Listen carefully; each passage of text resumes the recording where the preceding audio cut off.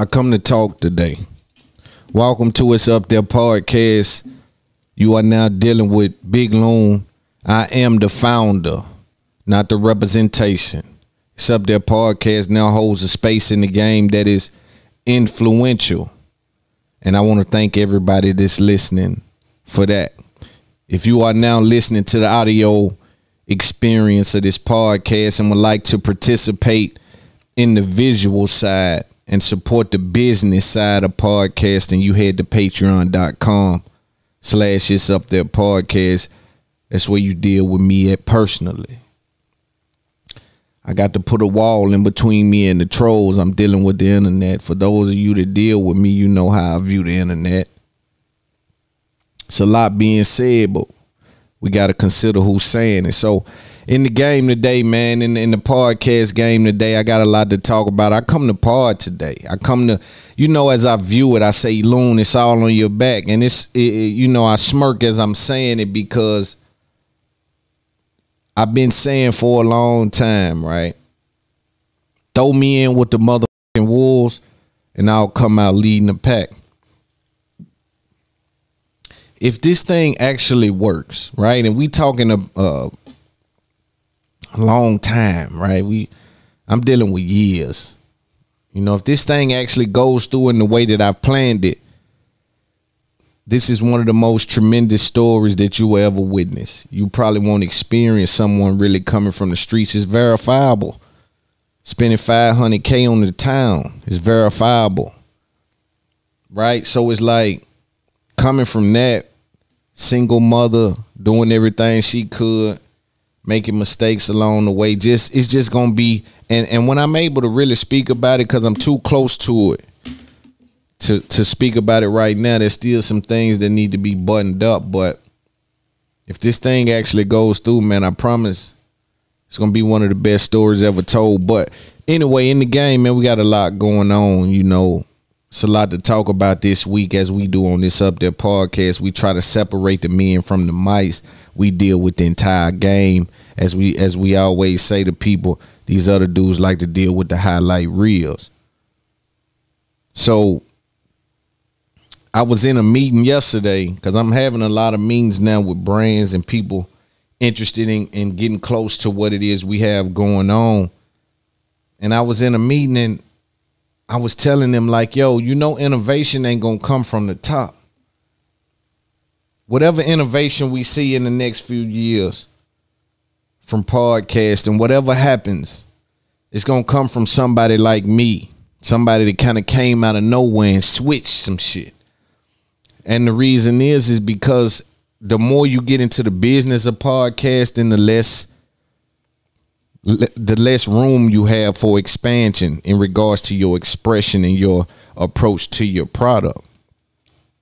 Unless you have partnerships instead of you working for people, right? And that's one thing I will say about podcasting. A lot of people are operating in the partnership space, and I want to applaud everybody for doing so. But I think that to be innovative in the space would mean to do bad by the current standards, right? For you to change something, right? The football coach, if we don't win 0-8 at this point, and he want to come out this time and see what the running game like, some people gonna be in the stand saying, man, why does he keep running it? He trying to see if it's effective, if it worked. You see what I'm saying? And for you to be innovative, you got to experiment. And when you in these business deals and there's these deal points and certain things that you want to hit, the format dictates about how innovative you can be in your approach. Unless you say, fuck the formula, I'm rich, I just do it how I want. And so we trying to bring some innovation in a space that's kind of has some arrested development. The first topic, though, today we want to talk about is DJ Akademiks, Tory Lanez, and Megs.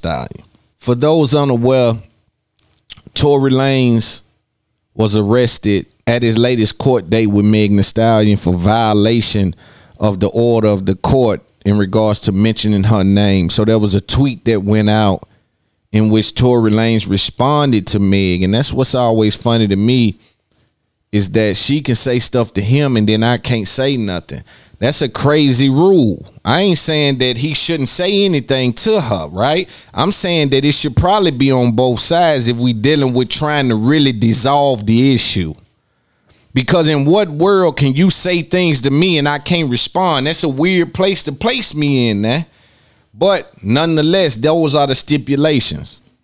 And so I'm surprised the lawyer didn't argue for her not to be like, I mean, you know, whoever's, you know, she's the victim, so we get that. But still, we gotta, the main cause is to dissolve the issue. So if we looking to dissolve the issue, let both of these people be held accountable for never saying anything to each other to keep that issue in a place that is a dead issue. But she said something to Tory. Tory responded back saying, hey, she said, why don't you just keep it real and say you shot me or whatever the case may be? And I'm summarizing. I'm exhausted with the Meg and Tory thing, although it is something that deserves attention. I just think that it's been so publicized that from a media standpoint, we've said everything we can say until the results are in. But this was an interesting thing that happened. She said that to him and he responded, no, I didn't shoot anyone. You were upset that Good Dick had two best friends going at it.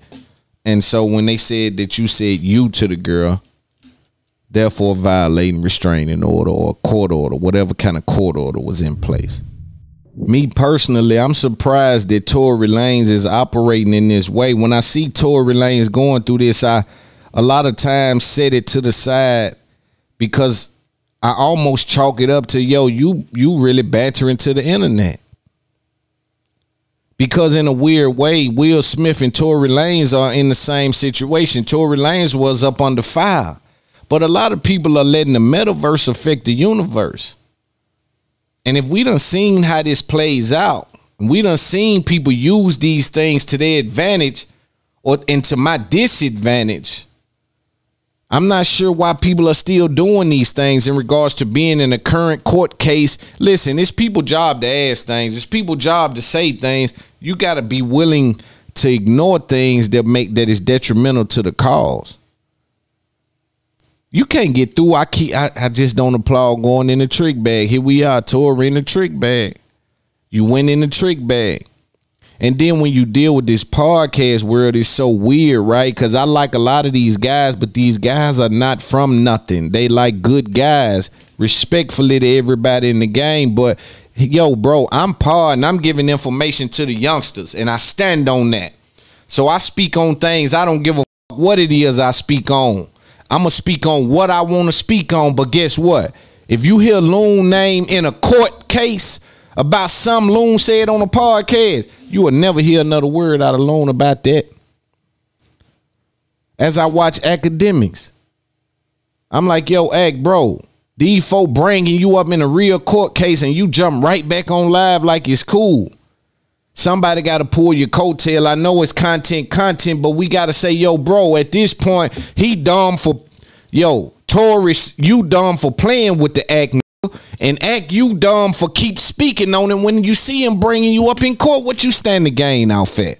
Your audience ain't really interested in that shit. At this point, homie, you detrimental to what the homie got going on. Whatever Tory got going on, it's detrimental at this point. And I come from the town. I come from the street for real, so I know better. My name come up in a court case about such Loon said such and such on its-up-there podcast, and we think that it's a man. We shut that topic down. That can't be discussed. An open case, and I'm still picking with the people. Now they finna. You may be giving them their only out, but you don't know how court work. You ain't never been to court. Niggas ain't never been in a situation where nothing was on the line. That's why I say here we are dealing with two guys that ain't from the street, clearly. Because a street nigga ain't telling Act nothing. Respectfully to Act, I got a court case going on. I can't tell a nigga like Act. Because Act he gonna do some shit. You feel me? He loyal to his little audience. So he ain't, and he don't understand the ramifications. You got to deal with somebody that know what it's worth and what it costs. You see what I'm saying? You got people you telling things to, brothers, For me, I just don't see the value in, but I know what's happening. They affected by the internet. In the same way Will broke like that and went in the trick bag. It's the same thing Tory did. You went right in the trick bag about this internet shit. Now, somewhere along that line, people will say, well, Loon, the internet affects those guys' numbers in regards to Tory. Like, he ain't getting love because his perception. So what about changing his perception? We'll work on changing the perception after the results is in. Like, you dig what I'm saying? Because we dealing with people that's going to nitpick the situation. It's almost like, yo, you'll see me go shut up more. Like, if I got a girl she just trying to argue and da-da-da-da because I've been gone for 4-5 days, I'm just finna, I ain't saying nothing. You saying whatever you want. I done clocked out. I'm not going in your trick bag. You see, and you got to be careful when you're doing that. But I ask myself, is DJ Akademiks messing up the case? I think Tory Lanez is irresponsible for even attaching itself to a media outlet in a situation like this. You have people that don't understand. They trying to win. See, listen, you never trade public opinion for private equity. Meaning you should never do nothing publicly for the sake of the public that can affect you in private. You see what I'm saying? If I'm winning the case and the DNA ain't on there, boy, we shutting up. Boy, we getting close to winning. Boy, I done shut the fuck up about it. And I ain't said nothing in months. I got some paper say my motherfucking DNA on there, and I gotta make sure that I ain't got the white folks against me in here. They gonna be against us anyway in a certain extent, but you gotta play the game. You gotta know, you gotta play the game. You gotta know what to bring. Because in a case like this, you really have to understand what the DNA not being on the weapon means to the case. If you flip it to the other side and the DNA was found on the weapon, you know what that means to the case. So on the other side, if the other side is true, then you would have to assume that that's a win for Tory. But then when they bring up DJ Akademiks in court and say, yo, Tory's feeding them information. Tory's telling him things about the court case because he want to affect his, persona in public. Then you place yourself in that messy shit. Whole time Boosie went to court, he never said nothing to the public. Whole time Rollo when they're going to court, it's a little statement here and there. We ain't doing no messy shit. Whole time Gucci was going to court. Whole time Entity you got to shut the fuck up when you go on to court. That's how I know I'm dealing with guys, good guys.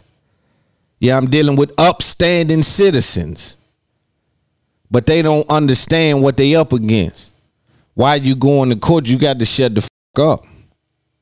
And you definitely can't have no running no multimedia company tweeting about evidence prior to it even being exposed in court. Like, no matter if it's true or not, it's what we can get the courts to believe. And you had a win with the DNA. Not win the case, but it's a small win in the thing that, not even small, it's a win. It's a good size win in the grand scheme of what you have going on. Then eyewitness come out and say, yo, I seen the muzzle closer to the woman. These things are, but it's being overshadowed by what you see yourself doing for your public persona. Oh, man, listen, it's less about what you do and more about when you do it. You got to know what to do and when to do it. A lot of shit. See, the thing about the game, they done gave us the game in one-step process. Nigga, a lot of this shit is 2, 3, 4, and 5 steps. That what Loon and It's Up There podcast come in because we got to explain the other steps. You can't just know what to do. You got to know when to do it. You got to know when to go in your tool belt and grab your hammer versus your screwdriver. You got to know you can cut your face with a razor, but not with an axe. You got to know when to use the axe. You got to know when to use some of these things and know how to evolve and approach the game. That's more important than what you do in the game. Getting in the game. A lot of you don't, you feel me? A lot of time, a lot of this is on autopilot. The structure run a lot of this shit. You just got to get yourself to the door and through the door. But it tells me when I see Tory attach the act, and he was interested in changing the way he was viewed, but I could imagine it gets rough when you have a whole lot of love and then that internet get a hold to you and everybody hates you. I imagine it's rough to try to deal with that and ignore that. But it shouldn't be rough when you know what's at risk. When you know what's at risk, it shouldn't be rough to ignore that internet. I can't trade y'all my public persona for my private situation. Y'all got me. I ain't gonna say I'll never go in the trick bag because you know. But I'm trying to stay aware of those things. We got to be cognizant of not going in the trick bag of these people. Will went in the trick bag. I can't applaud going in the trick bag and losing everything about nothing. Tory went in the trick bag with the tweet game. I can't applaud going in the trick bag for these people got tricking you out your spot. I can never applaud that. I'm a big game giver. And then you got people that tweet me and ask me, yo, what's your thoughts on the whole case at this point? And to be honest, I don't know what to think at this point. It's been so much publicist marketing games. It's so much confusion. Now with the DNA not being on the weapon, I know what that means. It ain't no two sides to that, right? We definitely get that. Ain't no two sides to that. But I'm not sure. I'm not clear on what happened. And I'm not sure if I ever be clear on what happened. I think that it's been exhausting. I think that, and again, for those of you that don't know, Tory was arrested and had to make bond. I think it was a $35,000 bond or something like that. So he made the bond and got back out. But this hurts the credibility of the case. You know, when you going into that world, you got to operate with at that world standards. You can't bring the internet in there. And if you bring Akademiks in there, you bringing the internet in there. And it's a real case. You ever seen a attach themselves to a media platform and after they get their time, they'll do that because they still want to get their word out. It's like Max B or, you know what I'm saying? Still want to get their word out some kind of how, but then even then just go quiet, like just do their time. But you will never see a going through his case and attach himself to a media outlet. It won't happen. No street anyway. You know what I'm saying? But we dealing with rappers and they good guys. And you listen, that don't mean you won't fight. I ain't saying do no pussy or no shit, no pushover. I'm just saying that if you come from the street, you already got a little bit of the information in regards to that side. When they arrest you, oh man, damn, you really disappointed. Cause I know what this is. I'm trying to go over here to, you know what I'm saying? I'm trying to go over here to Cabo for a month. They done arrested me, man. I know what the chain gang is. I know what they finna do. They finna take me down here, book me, give my fingerprint, put me in the arm, send me upstairs. I got to go see the judge down there, see if I got a bond, what's the charge, and what they know, get a lawyer, get out on bond. No, I know what this is. Ain't nowhere in that package, though, is attached to a media outlet. You went in the trick bag. And also, Akademiks' Instagram got took. I always cite his business model being the Instagram part of his business is the most valuable asset that he has. His YouTube may be neck and neck. I think the YouTube over the years, because of the oversaturation of people doing those type of videos and him falling back to then go do complex and do other things, allowed other people to creep into that space. So I'm not sure if he's still as effective as he was back then when Complex grabbed him on the YouTube side of things. But I still just don't understand putting himself in that fight. I still don't understand what it's worth to get into that fight, right? I know it's like, yo, you stand up for dudes, and I get that part, but the risk to business side of your thing for a dude from Canada, that he's a great artist. But if you fall today, what happens with Tory Lanez in your relationship? Is that relationship only even really birthed because of your position with said platform? He not rushing to call no other dudes behind the scenes with smaller platforms. You know, I think that Tory, you know, is doing the right thing. If you want to affect your public persona, I would be uninterested in my public persona at this point, as I'm dealing with a real thing. My reality has been altered, so the metaverse can wait. But I come from where you got to put everything to the side. You got a real life situation. I got a partner right now fighting the feds, one in the feds, and the rest of them ducking the feds. I got a partner right now go to trial in a matter of weeks, facing 20 to life. One of my G homies is in the fed doing 10 to 15. Another one of my G homies got out, did 10, went back, did a couple, got back. Like, I'm dealing with that, so I know what it's like. Me had to go through my own personal situations. I know what it's like to say, got to shut that gram down. Got to shut them phones off and got to go in the bunker because it's serious. This is not a play thing.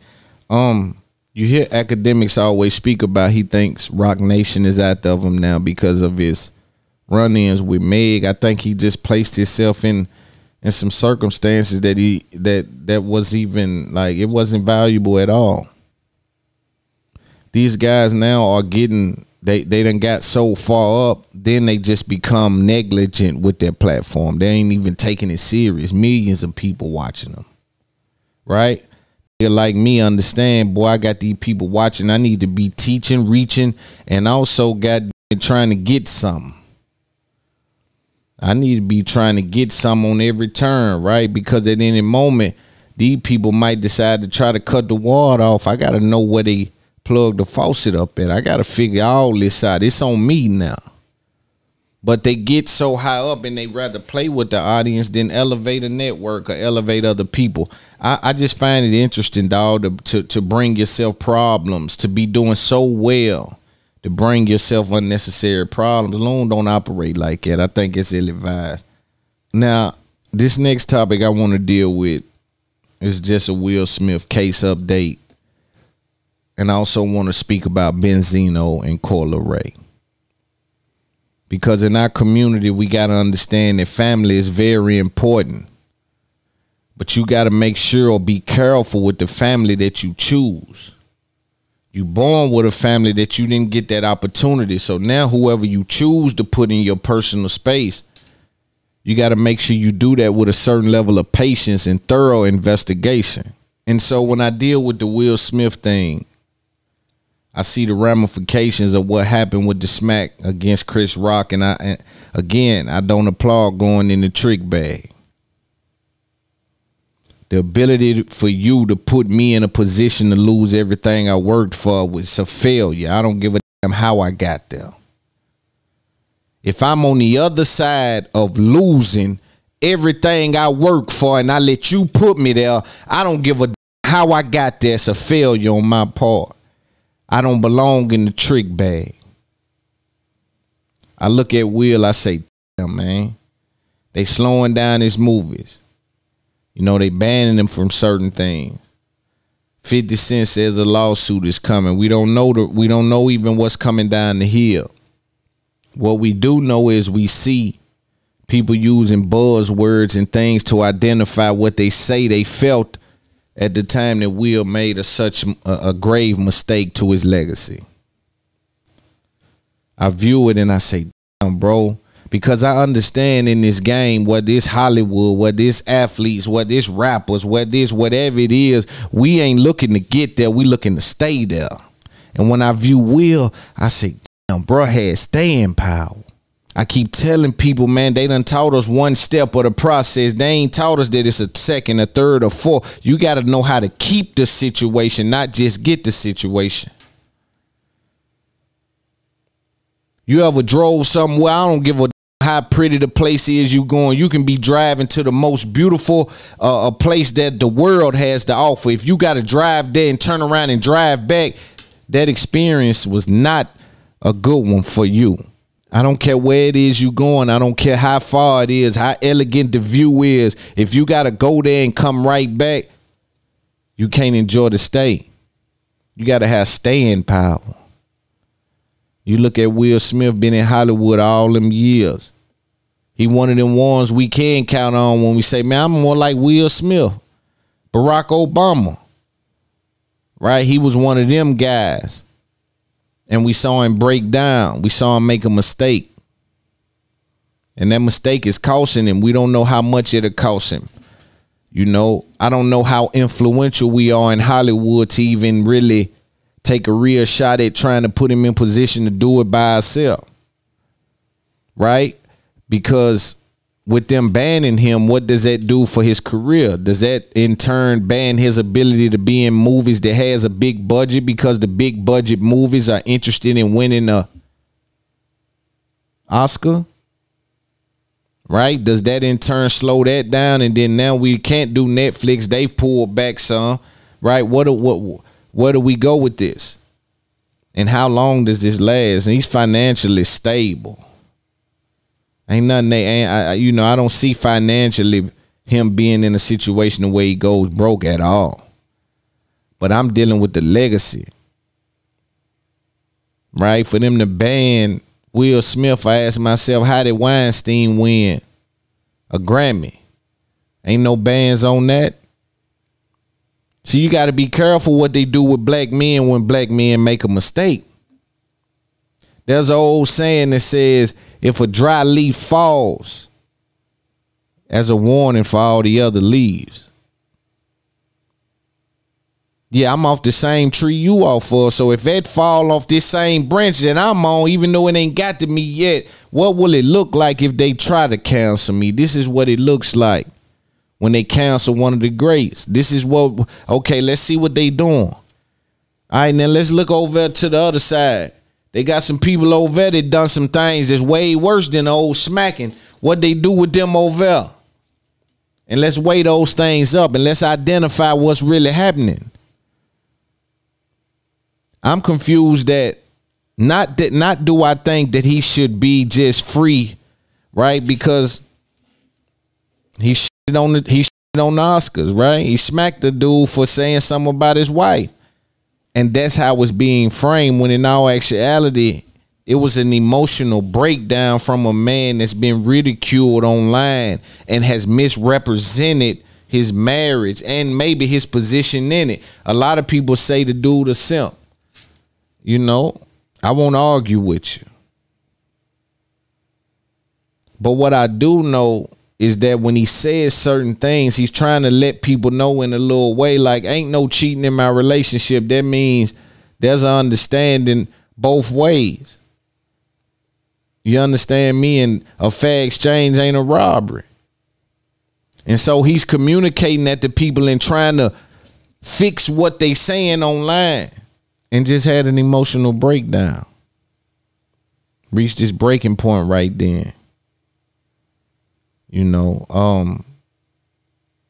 interesting now to see Jada coming out, or reports of Jada coming out saying that she believed he overreacted and she didn't need to be protected.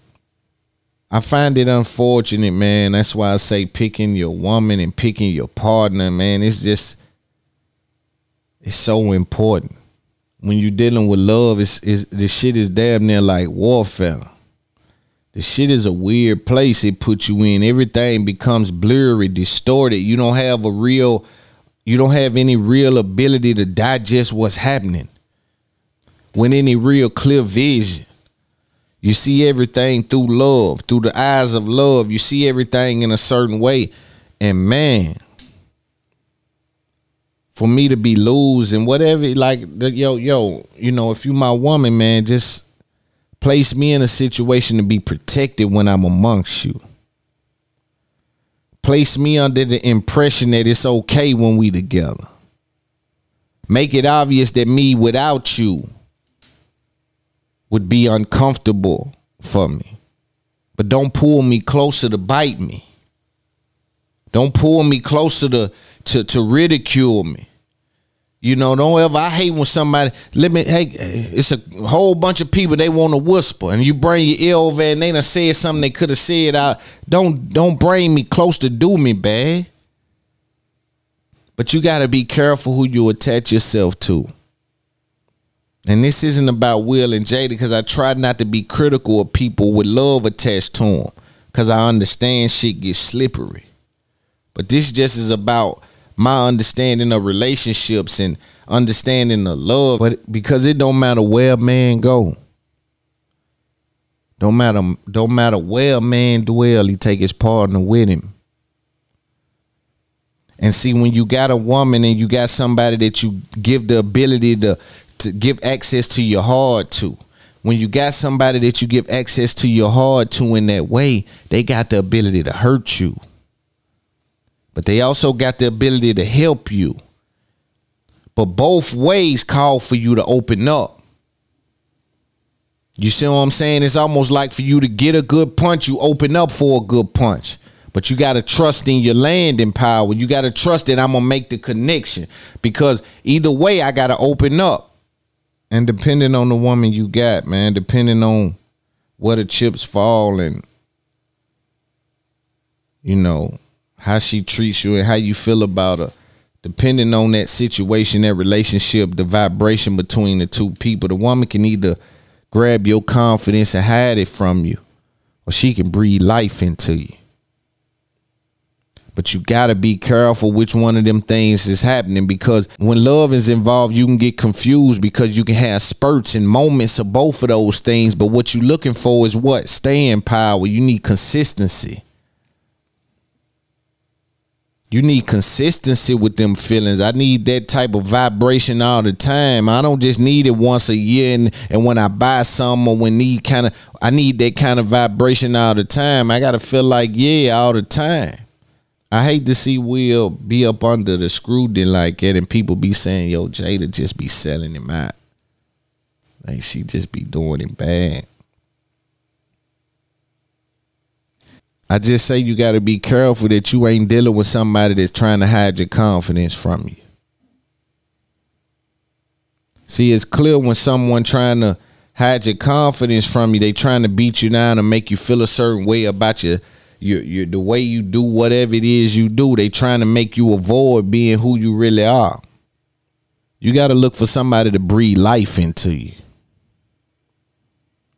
You got to look for somebody that compliments you.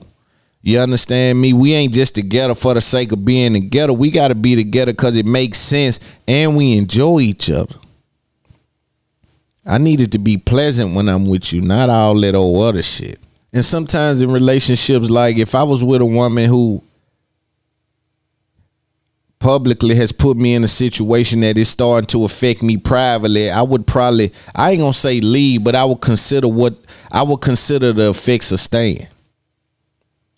If I'm currently being affected by your current relationship model, I might got to get out the way because it's placing me in an uncomfortable situation. And I just worked 30 years for what is at stake.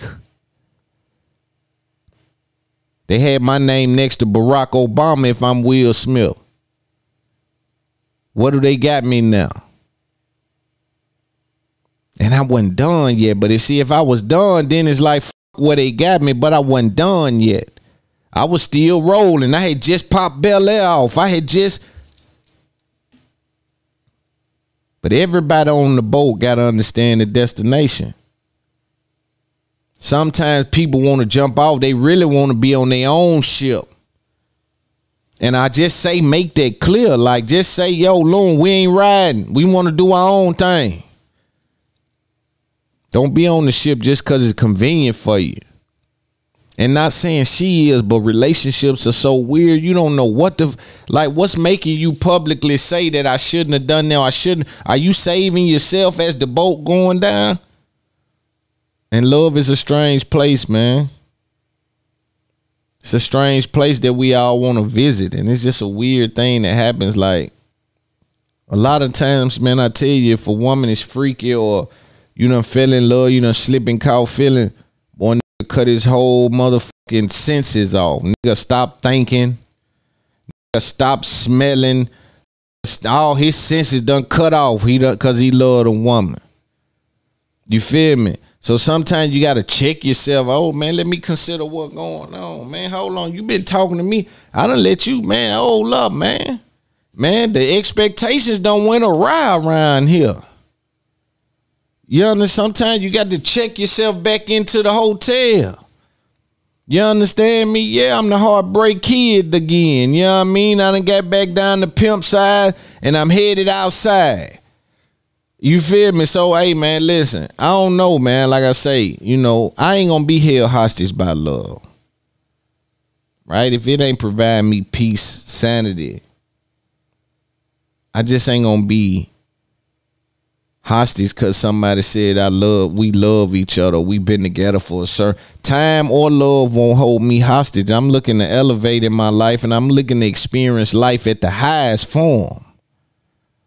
I'm looking to have a great time in my time here. I'm looking to do some extraordinary things. Unfortunately, that may mean that everybody can't go. That don't mean you can't get there. That just means you can't get there on this boat. You got to figure your way out. Gonna take a quick break and then we'll be back. Let me speak about this, man. You know, I like to always talk about family relationships, whatever in the culture that pops up that gets my attention. You know, I like to bring to the part and kind of give some game about it. And before I get into the subject, let me just say this. I'm fresh back home from LA, hustling like a motherfucker with this podcast shit. I had meetings, several meetings. I went over and fucked with Cookie. Shout out Burner. Had a good time. Had a big spot out in the hills, the heated pool, and you know I had a good time out in Cali, man. I went over on 55 Street, you know, where Crip Mac is from, and got with a few people. I think that California is an interesting state, man. It seems like they've ran out of room. It doesn't seem like, I know it's too many people there. There's a bunch of people in California that you just like, yo, why y'all people keep moving here? The unique thing is you don't see a lot of 2 and 3 and 4 story level houses like in the South. It's like the houses are straight across. It's like the houses are just straight, you know. I tell you what's shocking to me, that the drug users have taken over LA, and not taken over from a standpoint of it's more drug users than it is just regular civilians, but the effects of those people just accept what the homeless and those people do around there. I was in traffic and I see a homeless man like he just gonna walk, you know, disregard the light and just walk past it. And somebody was like, they stopped and he hit their car. Boom. In the South, we'd have got out and whooped his ass. But they let him hit the car and then he bagged up and walked off and they just kept going. I went to a Guitar Center because I had to do a show out there and I had left a couple of pieces of equipment. I get to Guitar Center. They got a horror story to me about how somebody on meth ran through the window, you know, and so everything over that way by Guitar Center in LA and Hollywood, everything shuts at 7 o'clock. I think it's on Melrose. Everything shuts down at 7 o'clock. They done let the homeless and the drug users that do act in a certain way, they done let them dictate their ability to make money past 7 o'clock because it's dangerous.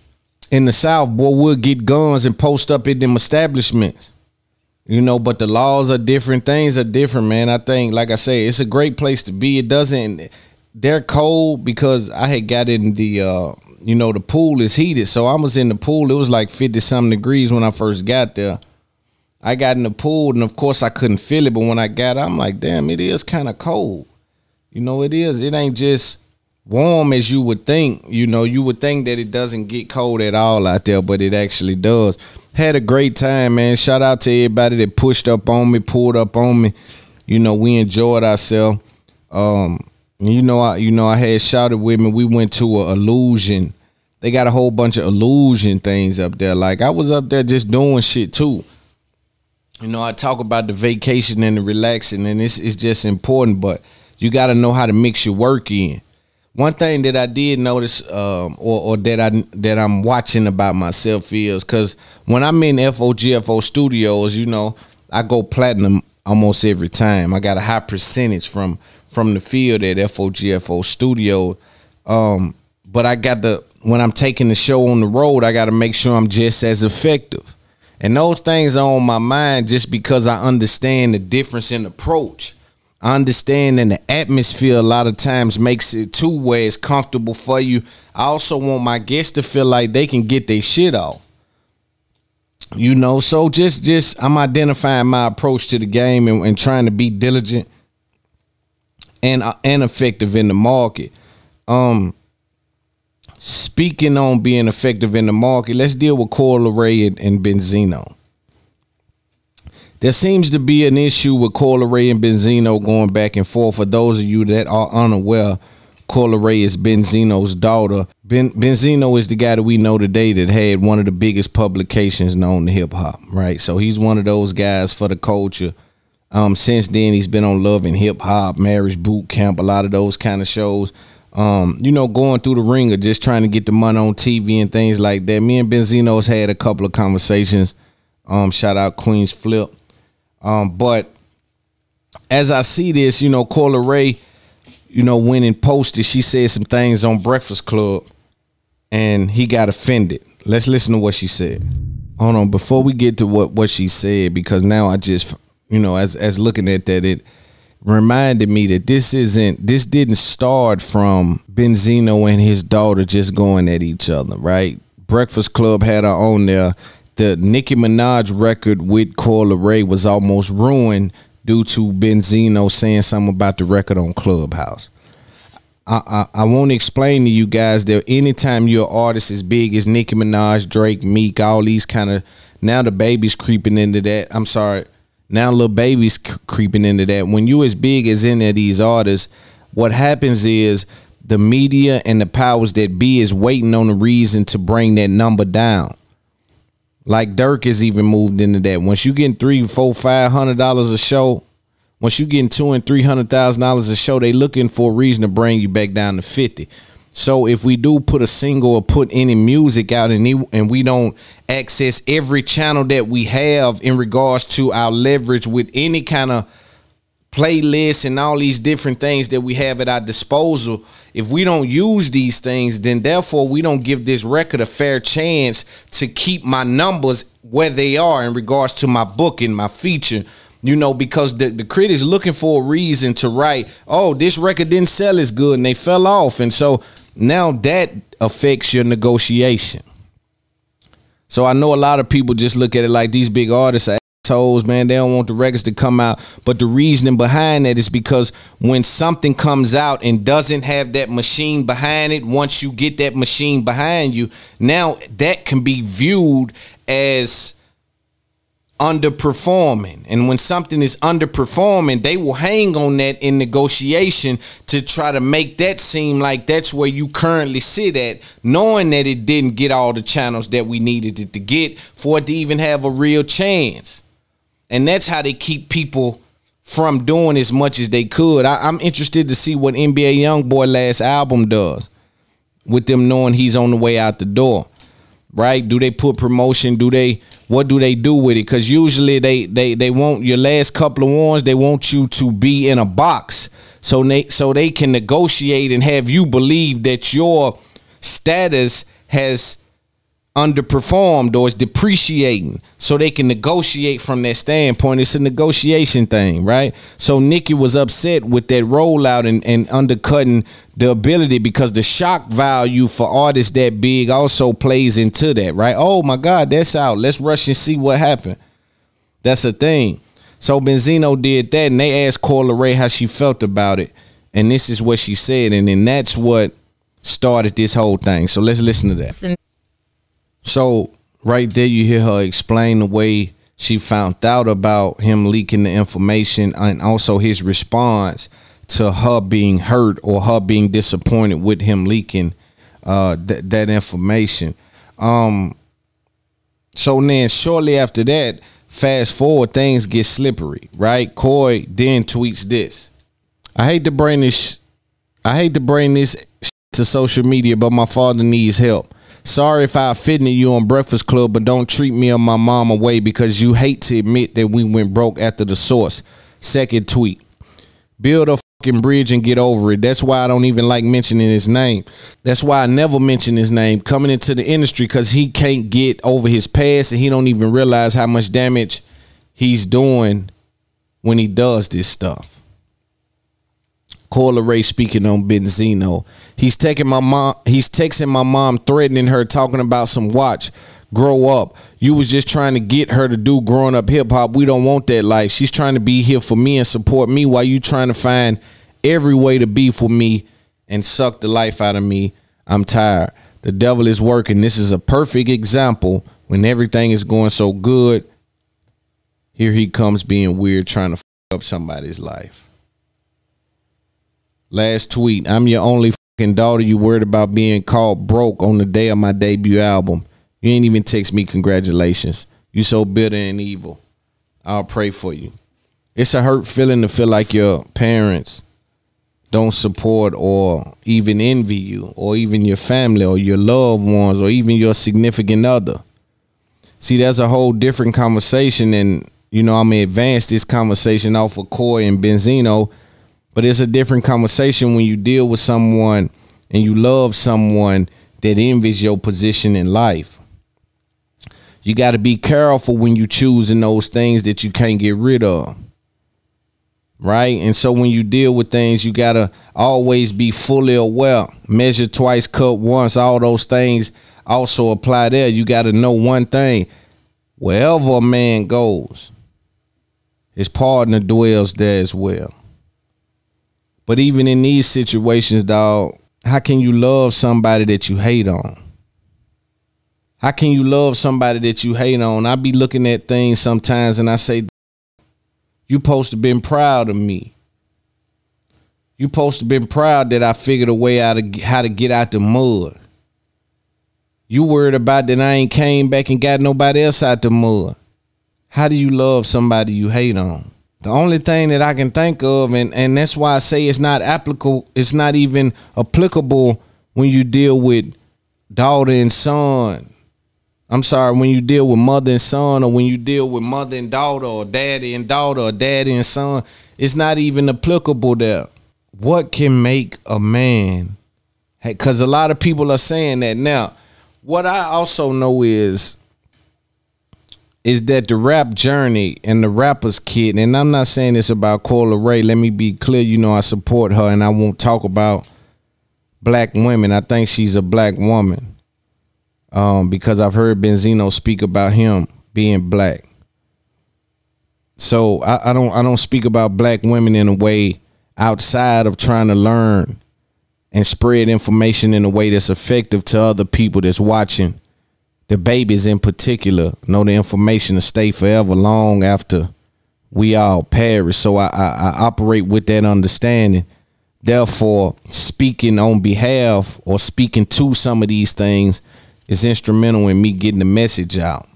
But I know rappers like to attach hardship to their story. You know, Coi Leray doesn't move around the industry with any gimmicks, so this may not be her, but I know good kids that's rappers now that is portraying a certain level of thugging that they ain't never been up against. People ain't never really, dudes is grown rappers asking how many ounces is in a brick. They ain't never had to buy that. They ain't never had to go nowhere and try to figure out, man, I got 2 bricks of this shit. Where I'ma cook it at?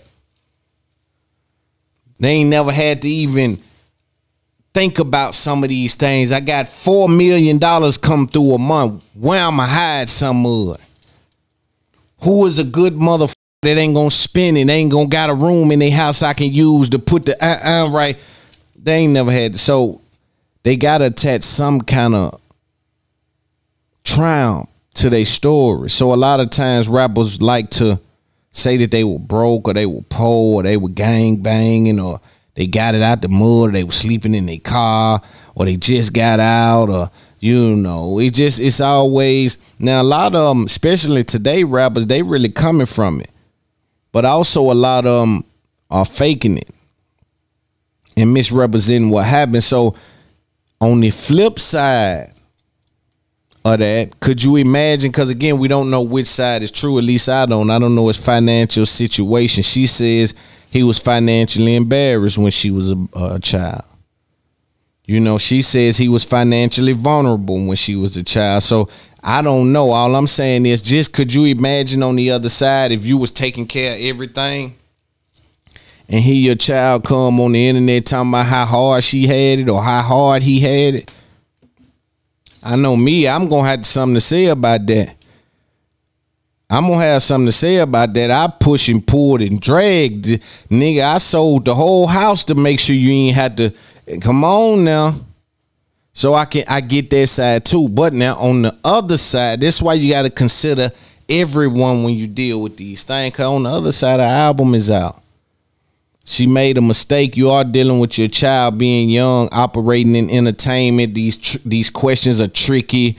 These answers are misrepresented, misinterpreted. Like, it's a weird place that she's in, but you got to allow for some grace.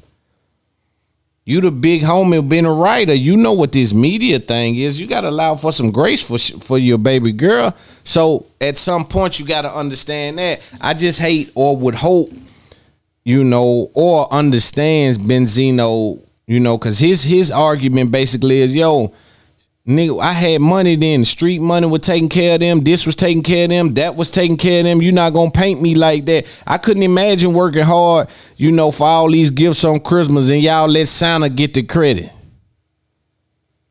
Man, this apartment we were living in, we ain't had what a chimney for Santa to come. Now my kids got to know I went and put the 5K out about that. Know what I'm saying? I don't want to play the little game. I'm sorry. That's just me. But you know, so I can also see that side. But for baby girl, I would do everything in my power not to hurt my daughter. I would do everything in my power. Like, I just don't want her to ever feel nothing on behalf of me. You know what I'm saying? But Coyle Ray also on Breakfast Club came off to me as media trained, as had taken some sort of understanding of questioning and lines of questioning and how to respond. I think she did a phenomenal job with whatever tutelage she's been under in regards to her media training. I think it was clear that she didn't go up there unprepared without any talking points, or, you know, it kind of seemed like she was taken back that Charlamagne them didn't play the little game. That's one thing about Charlamagne, no matter who he's around. And I'm telling you, as I'm getting further and further up, I'm seeing how hard it is.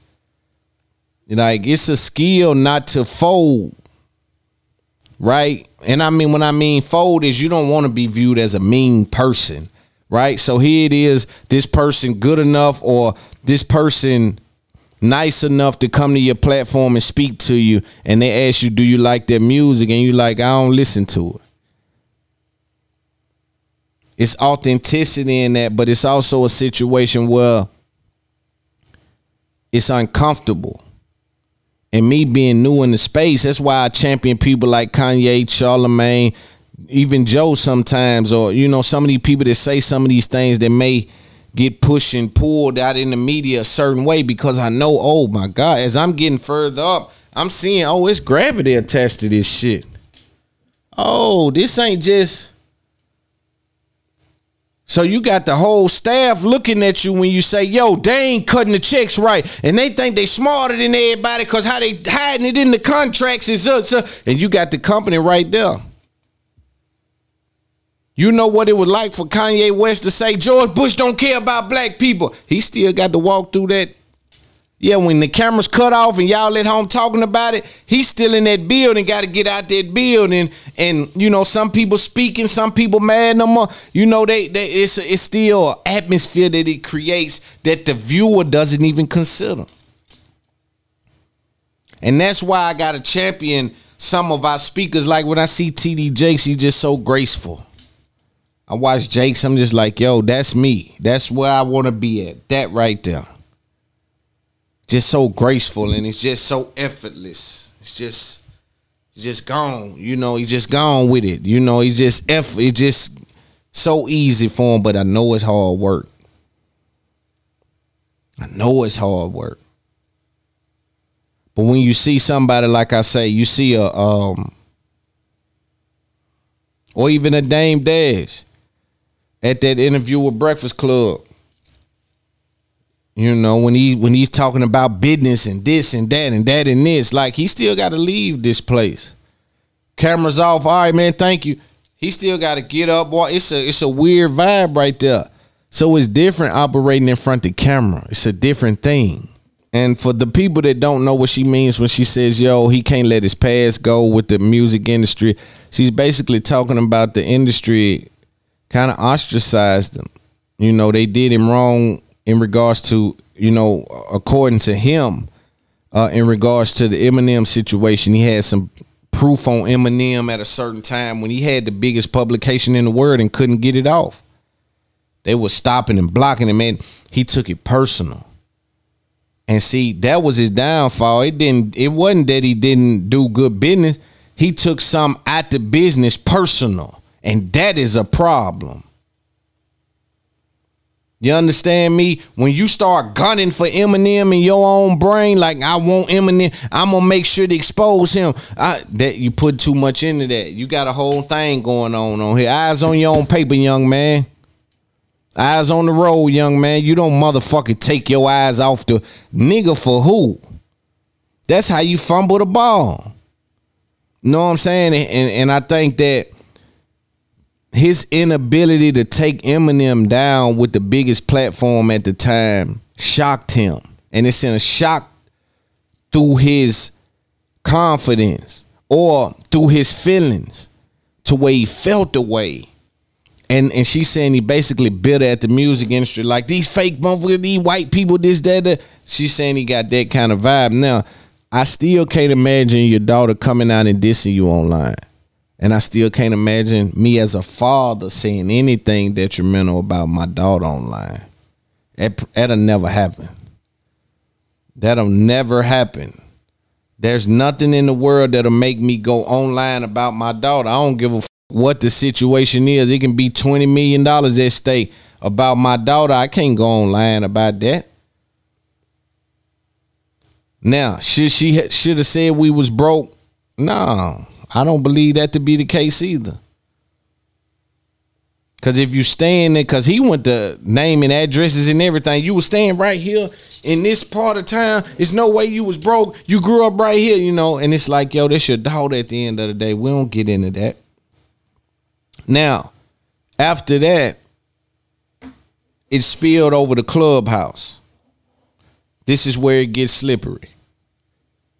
It spilled over the Clubhouse, and I'm going to play just a little bit of it. On Clubhouse, they're talking about Benzino, and they got a guy on Clubhouse, I guess, that represents the LGBT community. And he's talking about Benzino being gay, certain things happening online. Wack 100 gets involved. Now, for those of you that are unaware and how Wack 100 gets involved, him and Benzino have talked a few times. Wack 100 has lost his Clubhouse page due to his involvement in this altercation. The thing about Benzino, he flies off and says crazy shit, right? Now Wack is on that same recording, therefore now his Clubhouse has been taken. It took Wack 100 almost a year to build He had 100-something thousand followers on there. He just lost that. You know, standing up for men, freedom of speech, I get all of that. But you don't go in the trick bag, man. You don't allow, you feel me? So now, I get it was supposed to be content. It was a thing. Let's listen to a little bit of it, and you guys could tell me who was wrong. We'll come back with some game about it. 2 niggas in 8 different rooms, bro. This man was checking out. The police came to the door. What kind of guy is listen, that in a hotel? let me say it. He was checking out. Again, this conversation is with Benzino. This is Wack 100 talking about Benzino coming out of some hotel. I guess something has went viral about him being gay, which he's denied all rumors of that. But in this same room, they also talked about Coyle Ray, and he started to talk about where she grew up, and he's not going to allow her to continue to run with this narrative. No matter who the f is in a hotel when it's another man in his room. I didn't, bro. Men. Are you telling me, right, in today's day? Are you telling me in today's day, right? Right. Crazy. Niggas gonna know this though, bro. Don't think y'all gonna keep opening up on straight men. Nah, we can fight back over here. We're a little deeper than y'all on this side. For real, for real. Straight up. Straight up. I guarantee you, I'm kicking 100,000 in the greenhouse, and every room I reach out to, gonna open the up. Shout out to Benzino. I'm gonna mute up. Tell this man he gay, and we gonna mute up. Yo, Wack, what up, man? What up, y'all? Man, look, bro, the nigga got a gay room over there, tried to run a narrative on you, bro. Like, you checking out the hotel, the man being in the room with you. Like, we don't do that. Moving dope, on tour, all kind of shit. Shower, shave, keep it moving. But he wanted to call you gay, so I said, you know what? I can't fight him on his own platform. But guess what? My rooms is just as big, if not bigger than his. So we gonna stand up for the straight man. There that man go. Address. Yo, what's up? So I created a room that talked about the video that resurfaced about you being in that room with that man, and I opened a room. Hey, Go ahead. What you gotta understand, ain't everybody with getting f***ed in the ass and sucking men. You got to get that through your head first. See how Benzino flies off the handle? He flies right off. You don't have to march no more. You got to learn how to communicate in a way in this new era that's way more effective. To be friendly with you and friends. You're not being beat up no more. But what you got to stop doing is trying to make it seem like every straight man wants to be gay. Because that's not the case. You see, I don't even bring this up because it was so preposterous. Like, I'm 56, bro. I'll be 57 in July. I done did so much murder, kill shit, ridiculous, dumb shit that I'm blessed to be on this earth and still not locked up. Don't play with me. Don't play with my name. Don't play with my legacy. All right? I'm going through enough already out here. I'm not trying to fight with the LGBT. None of that. None of that. And let me even keep it more 100. I got an OnlyFans, right? That I just show pictures of me. You know what I'm saying? Because I work out. And yeah, I show pictures of my all that. And I'm sure there's gay men on there. But I'm straight. With me and motherfucker Cavaria was in that room, that's one of my best friends. Not only that I gave him, he don't work for me at the Source and at Hip Hop Weekly, but he done been on tour with me and my father when me and my father got locked up fighting police. Don't play with me. Don't play with me, man. I don't play with you. I don't disrespect you and how you move or whatever. I don't give a how that video looked like. I could care less what anybody thinks. Motherfucker would not come to me in person and say any of that shit, and that's a fact. You see, I don't care about none of this. I'm out here. I'm outside. You know what I'm saying? I'm in these streets getting it. I'm not trying to play around with nobody's legacy, their name, or their reputation. Don't play with mine. I don't know what your motivation is, and I could care less. I don't answer on this, but Wack motherfucker called me and he said, "Look, bro, and Wack, I love you. Anything you need from me, I'm there for you." Because you know what? Because for him to have the influence that he has and him to stick up for me, that's big. All right. The bottom line is Ion, get it through your head. Not everybody wants another man's dick in his, but it's okay. That's what you like. Then that's what you like. I'm not disrespecting you for that. Me and you could still be cool. I did a whole reality show. If you notice, the guy on there that he's talking to is quiet because he's walking them into the trick bag. You understand? If you don't hear the back and forth, that's what they do on Clubhouse. The back and forth, the back and forth, the back and forth, the back and forth. If you don't hear that, somebody waiting on you to make a mistake. So I would encourage you to re-listen to the replays, and you can set a lawsuit or whatever if I called you gay. The video, the room clip. See, they're playing those games where they're not calling you gay, but they're questioning your sexuality in the whole room, right? And this is a touchy subject for me because I don't involve myself in who people sleep with. I'm uninterested in anyone's sex life, period, right? If I'm not watching it on OnlyFans or something like that, I don't care who you sleep with. And I want people to hear me and hear me well when I say that from the top of the mountain. What I am clear, though, about is don't call me nothing that I ain't. Yeah, don't call me a white boy and you know I'm black. Yeah, don't call me a boy and I'm a man. Don't call me nothing. Don't call me nothing that I ain't. Just keep me in my proper place, right? So if you calling me something outside of whatever it is that's true to me, we may have an uncomfortable situation. She may start to feel like a problem. She may start to feel weird in here if I get the feeling like people are calling me something I ain't. And again, I want to be clear that this ain't specific to sexuality. Don't call me broke and I hustle hard enough where you can see what's going on with me. Right? Now, some things I'm uninterested in you calling me these things. They don't trigger a certain thing. And I think that the argument on the other side would be, why would this trigger you so much? And my response to that would be, I'm not sure. My response to that would be, the way that the black man has already been demasculated, the way that we've been placed in mainstream white media outside of our reality, right? Because we've been placed like something outside of kings when we are kings. So everything that's happened to the black man prior to this day and age, we got to consider. And it's hard for us just to erase that. It's hard for us to navigate without that in mind. Let's keep things in its proper category. When you're dealing with a king, let's address him as such. Don't address me as a podcaster, address me as a CEO. If you see me addressing myself as a podcaster, understand that I'm operating in that moment in a point guard position. But understand I took the jersey off a while ago and I now own the team. But since you're dealing with the founder, my ability to put the jersey on and play all 5 or 10 positions is still intact. It's a difference when you got the information and you regurgitating the information. Right? So I had to really build mine. A lot of you dudes bought yours. So categorize me in the right way, man. And I think that lends itself to whatever aspect you operating with my name in. Whether that be my sexuality, my financial status, right?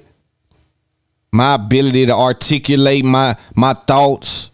Like, categorize me in the right position so I can understand the frustration with that. I do think that the words being chose by Benzino are a bit harsh and unacceptable in the climate that we operate in at this moment. I think we got to be clear on where we are when we communicating. You don't speak English in a country that don't understand English. Is ineffective.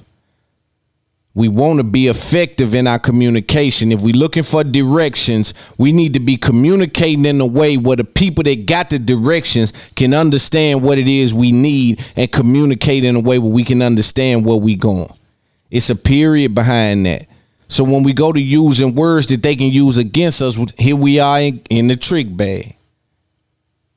Here we are in the trick bag. I done start you, and I get it. I know dudes be emotionally charged on whatever drug they on. They got to go with it. Rah! They just go to talking. But we got to be clear on where we stand there with each other. The internet don't care who it talk about. It just want to talk. You got to know the internet just want to talk. I see what they do on the internet. They ain't interested in none of this shit. They just going day for day with other shit. Whatever popping that day, we own that. Now, certain things stick a little longer depending on who interested in it, right? So if somebody with an influential status grab hold to it and continue to talk about it, it gets what's called legs in this business. Now it becomes a cultural conversation. But I hate to see, and this is less about these people, but I hate to see, me anyway, or my people, or what we do being miscategorized. That's how they get us all the time. They call us artists when we CEOs. That's how they get us. They're trickers, right? They'll miscategorize, misrepresent what we doing. They'll call it general labor when it's the heart and soul of their business. They'll call you a podcaster when you brought 40% of the audience. You got to make sure you're being categorized right. And I think if we don't pay attention to how we being categorized, we in deep trouble. Because everything has its proper place. Once I allowed you to categorize what it is I do, the byproduct of that is categorizing me. You see what I'm saying? And so, again, this led to Wack 100 losing his clubhouse. And he was trying to build that over there. And I think going in that trick bag, you seen him quiet like that. Come on, man. You feel me? But what it is the playing scared. I always had old trick for dudes when they run up. Act like I ain't with it. Man, come on, y'all really trying to... Oh, man, because I know that's going to make them run in with all the confidence in the world. They're going to come up bleeding. I done cut 2-3 of them because I played scared. And they ran in, see, with all the confidence in the world. But see, this is the thing. Even in that conversation, you think he quiet and just letting you say all that. He ain't even engaged the conversation. This ain't a conversation. This is somebody waiting on you to say something wrong that they can clip out. And that's what they did. So we'll take a quick break and then we'll be back with a little more part. We'll go from there. Biggest. So we're back from break, right? So let me tell you what just happened to me, man. I tell you, the internet is a very weird place, right? So I'm on the internet. And for those of you that know, sometimes I post things that not on my main page, but I got another page where I just kind of repost things, right? Whether it's a funny skit, some good game, a movie clip, what some of the just interesting things that come across online, right? Pretty women, thick women. And so a lot of the people from my town, they know it's my page. It's my page. So I'm running the page, right? So I go to posting these thick girls. To me, they beautiful women, right? And so I post. And then I get like 6-7 people from the town hit me instantly. Man, that's a man. I said, what? So I just so happen to know who this individual is because I'm kind of in the industry now, so I can kind of locate people. Oh, you was on the radio over here, and now my people. Let me figure out what your Instagram is, and I hit you on the ground. So I end up hitting the girl up. And I hit her up, I come to a DM, you pretty and thick and this and that, and that's cool, but a lot of girls want to sleep with Big Papa too now. Yeah, I look like an opportunity now. Let's be clear about that. So as I approach it a certain way. I don't try to disrespect or be overbearing or nothing. But I hit a DM like, yo, I'm X, Y, and Z. And, I posted you on my page, and I just wanted to ask you because I didn't know. Now, y'all tell me if this is inappropriate or not. I have no understanding. Me, I'd rather go ask the lady. You know what I'm saying? Because for me, it's like, yo, if I just take their word, because I know a lot of these girls, they want to run me away from certain things too. It's like they trying to tell me this a man, whatever. So, and to me, it didn't look like no man. And the pants was so tight to where it was super duper tight. It ain't like I'm looking for a woman in a man, nigga. That ain't the case. I'm just saying I didn't see man when I looked at it, but they saw man according to them.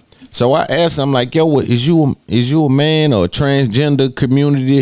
I don't know exactly how I put it, but I DM'd and said something like, yo, are you a part of that community or whatever? Because when I post you on my page, I get a lot of people that say that's a man, and I'm wondering, is they hating or is you a man? Man, how about the lady got mad at me? First she responded like, don't ever fade me like that. I ain't no man. I'm like, yo, I wasn't even trying to come off as disrespectful. I was just saying like, yo, these girls is saying that over here. So they really trying to shame me to take it down, right? But I'm smart enough to know the game. I know there's some hating going on with the women community. So I reach out to you to try to clarify, because if you a dude, you coming down off my page. You understand? If you's a dude, respectfully, you coming off my page. So I just said, you know what? I'm going to ask you, because they done tricked me like that before. I instantly took it down, didn't ask no questions. I done done that several times. Hey, that's a man. Whoa, what you mean that's a man? They come up off my page. What you mean? That's a man I posted. What you mean? That's a woman. But I argue or ask questions about it, but I'm deleting that. Because, you know, you don't be knowing. But they done got me like that. So, and later on, I found out because I met this individual that it wasn't a man. So sometimes when the women are super beautiful online, or they got a big thick body or something, old regular one, old girl with the body that God gave her, yeah, she may got a problem with you being infatuated with a whole bunch of ass coming up and down your timeline. You understand me? You like the new body Escalade, and she got the 80 model Escalade. You dig what I'm saying? So she's saying, nah, man. So now her thing is to throw dirt on that or throw doubt on that. You know what I'm saying? So that's why I asked the lady. I was just amazed that she went off on me. Like, not went off, but like, don't ever come at me like that. Do I look like a man? I'm like, shit, we don't go off looks no more. Shit. It done been demonstrated that you can be tricked by the looks, so we got the ass nowadays. And if you uncomfortable with, like, so my bigger question is, and of course that's just like a comment, that's just, you know, me having fun with that, but my real question is it offensive for a person to ask you, hey, are you a man? The reason why I say it'll be more prevalent on the other side in regards to a man saying, excuse me, ma'am, are you a man? Is because a lot of what beauty is, right? No matter the gender or no matter what they want to behave as, a lot of the things that they call beautiful land on the side of what we enjoy in a woman.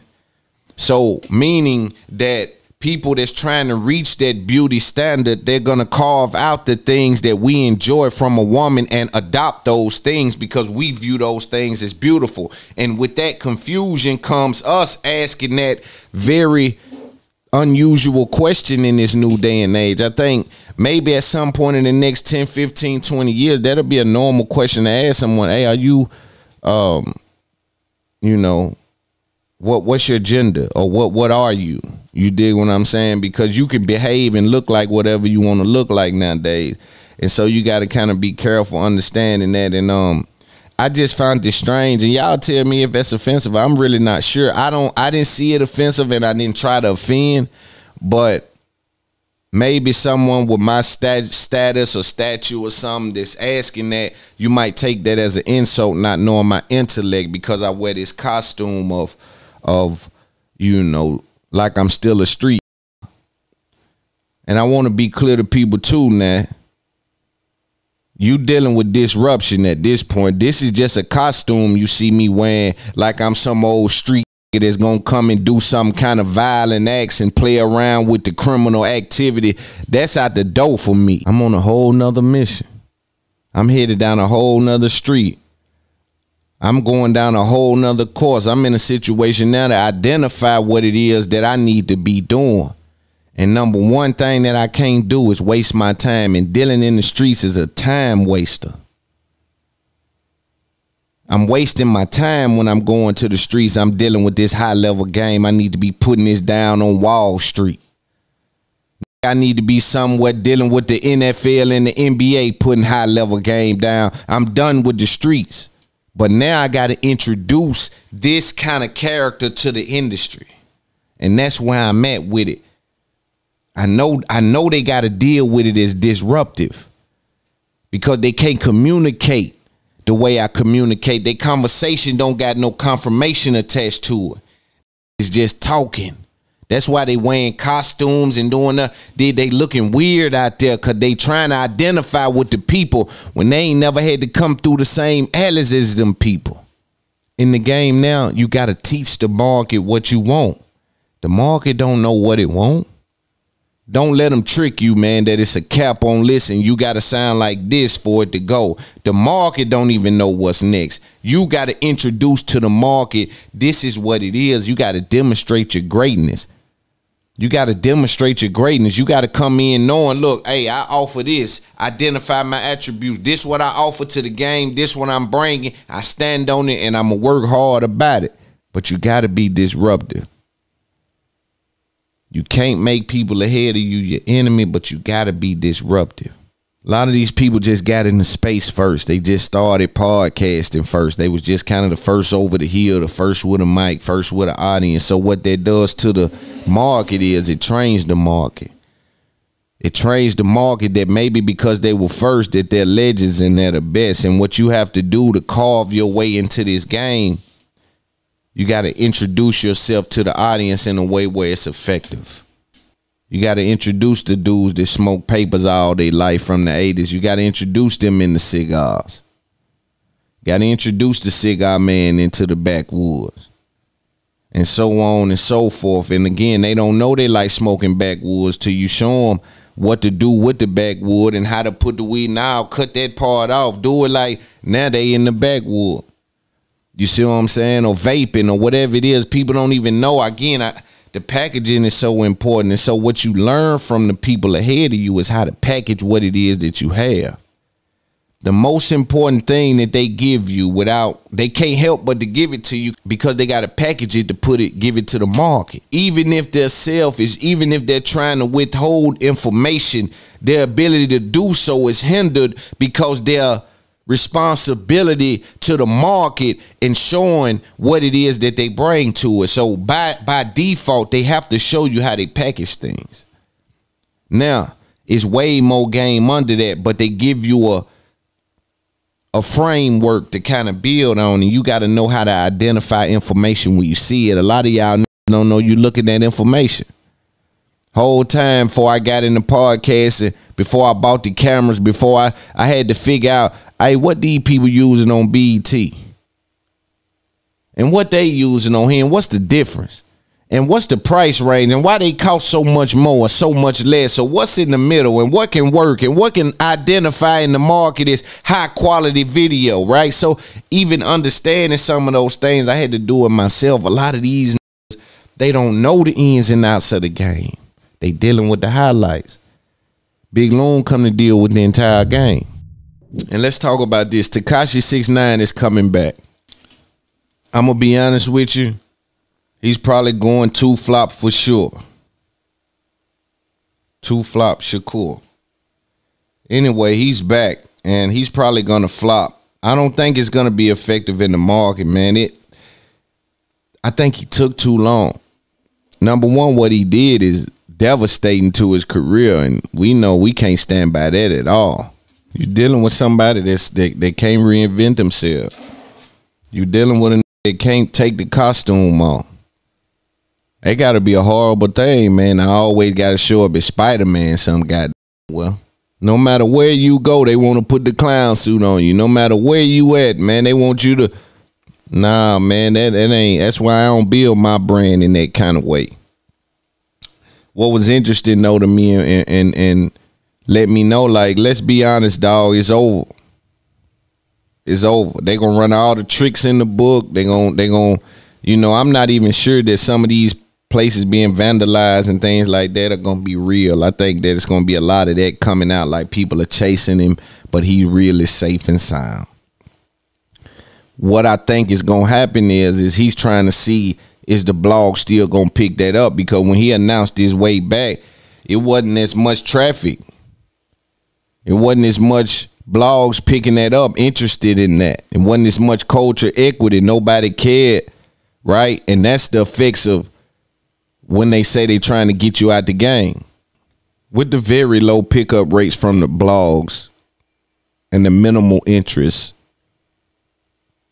from other sites, I think it forces Tekashi back into that same hole that he came out of, meaning I got to talk about the dead homies, got to go at the #1 artist. The blog's going to pick that up. Unfortunately for our business model, we still operate with a high level of shock involved in it, right? We like to watch car wrecks, train crashes, and I mean that, I don't mean that literal. I mean that in a way where you like to see mess. People like to, you feel what I'm saying? So they like to engage and involve themselves in things where they can be in other people's business. A lot of the people that's in people's business don't want their business known.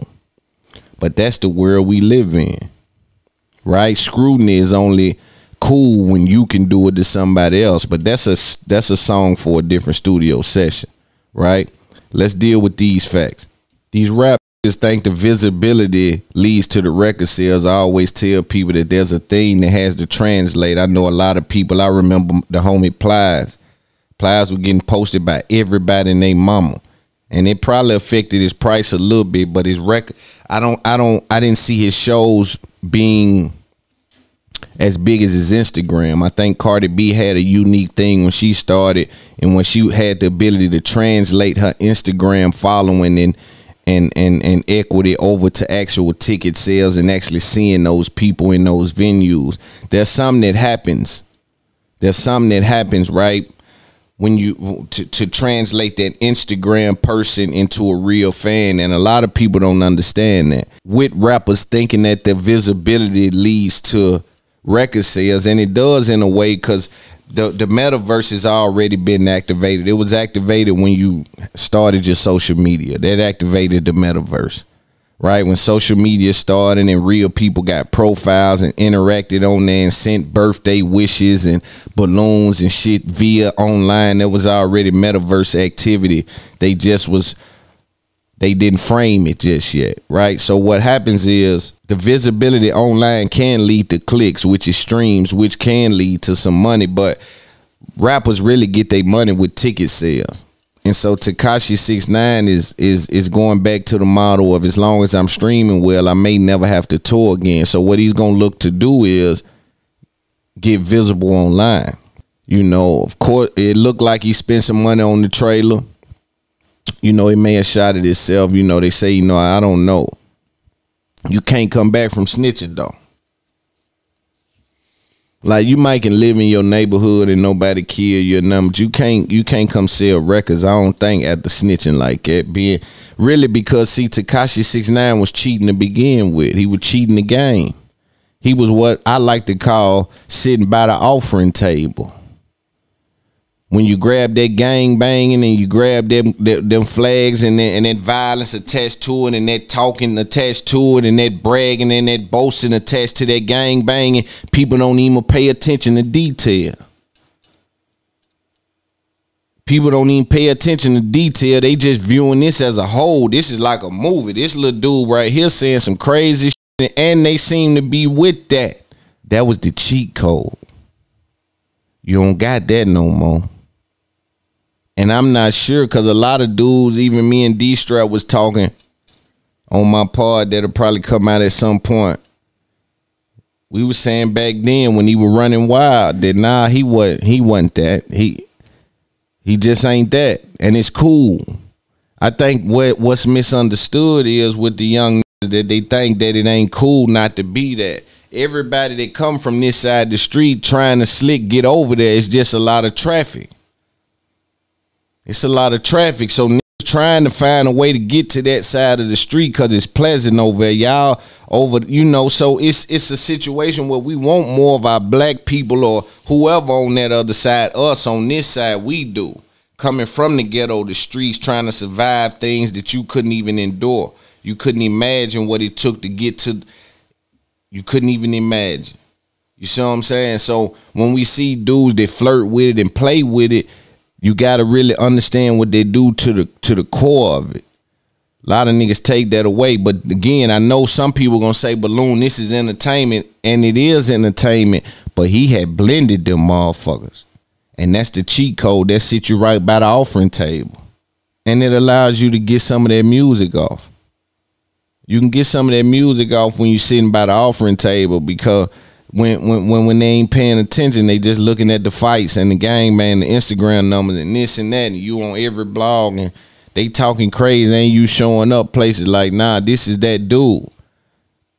But when that wear off, man, like now, everybody used to say, yo, that's why I try to tell y'all about the creator talk. All these with this creator talk and what you got to do it more than once to be considered one of the big dogs in this game.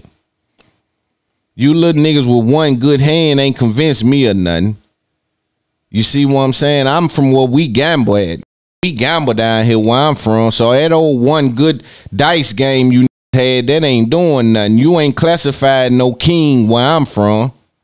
Right? So I know, man, everybody that really got paper in this game, they done it several times. You got to do this 5, 6, 7, 8 times to live like you really want to live if you trying to do it. So don't kid yourself with the one and done. Big Loon come to tell you got to put real game down. Long time I had the idea. I had what I wanted to say. I knew I had to orchestrate it. I had to orchestrate it. I had to weave together. I had to put one in front of the other, make sure this was in, but really I should have just went when I knew what I knew. I knew I can weave this shit from the ghetto. They say, what's your goals? I tell them I don't know my goals. 20 million is a short goal of mine. And I say that as being humble as I know how, but I know I have an opportunity to change some things in the game that needs that changing. The circumstances don't provide any luxury for the real ones, but I come to tell them it's time to make accommodations. It's a lot of people in front of the real I'm sick of. And I don't think it needs to be a hostile takeover. I think there needs to be a peaceful exchange of power. I think there needs to be for the sake of everybody that's watching, for the sake of it, don't nobody got to move nowhere, but it needs to be an understanding that we need to be more structured in this thing and how we doing this thing. Got a lot of people saying a lot of things that ain't never did a lot of things, right? So it puts us in a situation to have to value bad ideas. Let's talk about Gilly and Wiz Khalifa. And first of all, let me deal with the banning of these social medias and things and just why this is important. I know a lot of people are not in the entertainment industry or music industry, or maybe don't understand the way that social media interacts with business in regards to the entertainment industry. There is a tunnel in which you can categorize yourself in, and you have to bring whatever numbers you have to the board, right? Numbers being social media, YouTube, whatever you can bring, they bringing everything to the board. But nonetheless, I'm explaining to you guys why social media interacts in the way that it does. All right, so in the business, there's indicators, right? When you're dealing with people that's not of the culture, but doing business in the culture, a lot of times they're frozen until they see certain indicators. And so what you do as a podcaster or as an artist or as a creator of some sort is you try to show the company that has the budget for you, or that has the marketing money that you need, or access to the producers, or whatever it is on the other side. Usually in a traditional model, people are trying to show them what it takes to get some money from them. Right. And so some of those indicators would include, well, where do you stand on social? And so when Gilly was able to say, yo, I got 3-4 million on social, that's a part of the negotiation tool. Right. When Wack was able to say on Clubhouse, I'm probably number 2 strongest account, or in this niche, I'm number 1. Right. And when that account is gone, that takes that out of that negotiation status, because you can still argue that your presence on social is known, but they like to argue against it depending on the business relationship and things like that. If you're past that point, then you're past that point. Sometimes you do got to argue those things. And no, man, on social, my impressions is this, and I'm for me and this and that and da. Right. And so to lose something like that is a very serious thing. And also we in podcasting. Right. And so Gilly had some words for Wiz Khalifa and placed himself in a situation where he said Wiz took his account down. Let's listen to what happened. So crazy today because today I had to unfollow one of my brothers, Wiz Khalifa, man. I love you, brother. You know what I mean? I'm still riding around, banging black and yellow. And when I see you again, you a legend, man. It's Pennsylvania, baby. Philly to Pittsburgh, but I had to unfollow him today, man. Every time I come on my page, man, you in your draws, man. You giving up strapping ball action, man. Every day, man, I can't do 8 balls in the corner pocket every day when I wake up, man. So, I had to unfollow you, play. I love you, though, man. You my brother for life, man. So, when Wiz stopped being in his draws, he throw some shorts on or he take a break from the gym, can y'all DM me and let me know so I can go back and follow my brother? But until then, see ya. And so after that, Gilly's page, there was a few more things. I think Wiz came under there and said something, and I think he said traumatized or something, or you don't push your childhood trauma on me. And I think Gilly said back to him, trauma, he clearly joking. They joking. This thing, page gone. Now I just explained how this could affect the business, so that's important to know in itself. But then on top of that, seems like Gilly may know something that we don't know. I'm not sure. I would hate to see us get each other clipped like that kind of shit. That's why I tell you, stay off at gram about that, any of that. Don't be on the gram for that. Don't be on the gram with that. Let's see what else they said. And so after they went through that, Gilly then came out and put this up. He had a new page. I seen it on Wallow. Wallow said, yo, follow him. I reposted him instantly. He a part of the podcast, a part of our culture. He part of this thing of ours. Yo, let my people know, everybody go follow him back, get his shit back popping. And then he posted this. You tell him to put some shorts on. He tells IG you bullying him and gets your page deactivated. I was playing. These rappers so put. Then he puts in 2022, you got social media rats now. Can't wait to see you. So Wiz then responds, says, yo, because of course he's getting a lot of backlash. People saying, yo, you had that man IG removed knowing that's his business model, knowing he need that to make money, bro. And you had that deactivated, bro. And it sounds like Gilly already knows that something about him, or that something. Gilly knows something. Now, I will say this. You better be careful with that jujitsu. Because Wiz know he that jiu-jitsu now. You run up on that feet, go to working too. You got to get close to with them arms. That feet from that long nigga. You got to be careful with that. But Gilly want to see him man to man about that. I mean, that is his business. You hurt like that. Luckily, he got Wallow and they share them same fans. So he can just, for 2 months or month straight or 2 weeks straight, just run everybody over there and run his followers back up. But Wiz say, yo, I didn't get this child's Instagram deleted. Gilly took that as disrespect. Let's listen to what he said. I'm from the streets, man, where you got to stand on what you do and say. You got to stand on that now.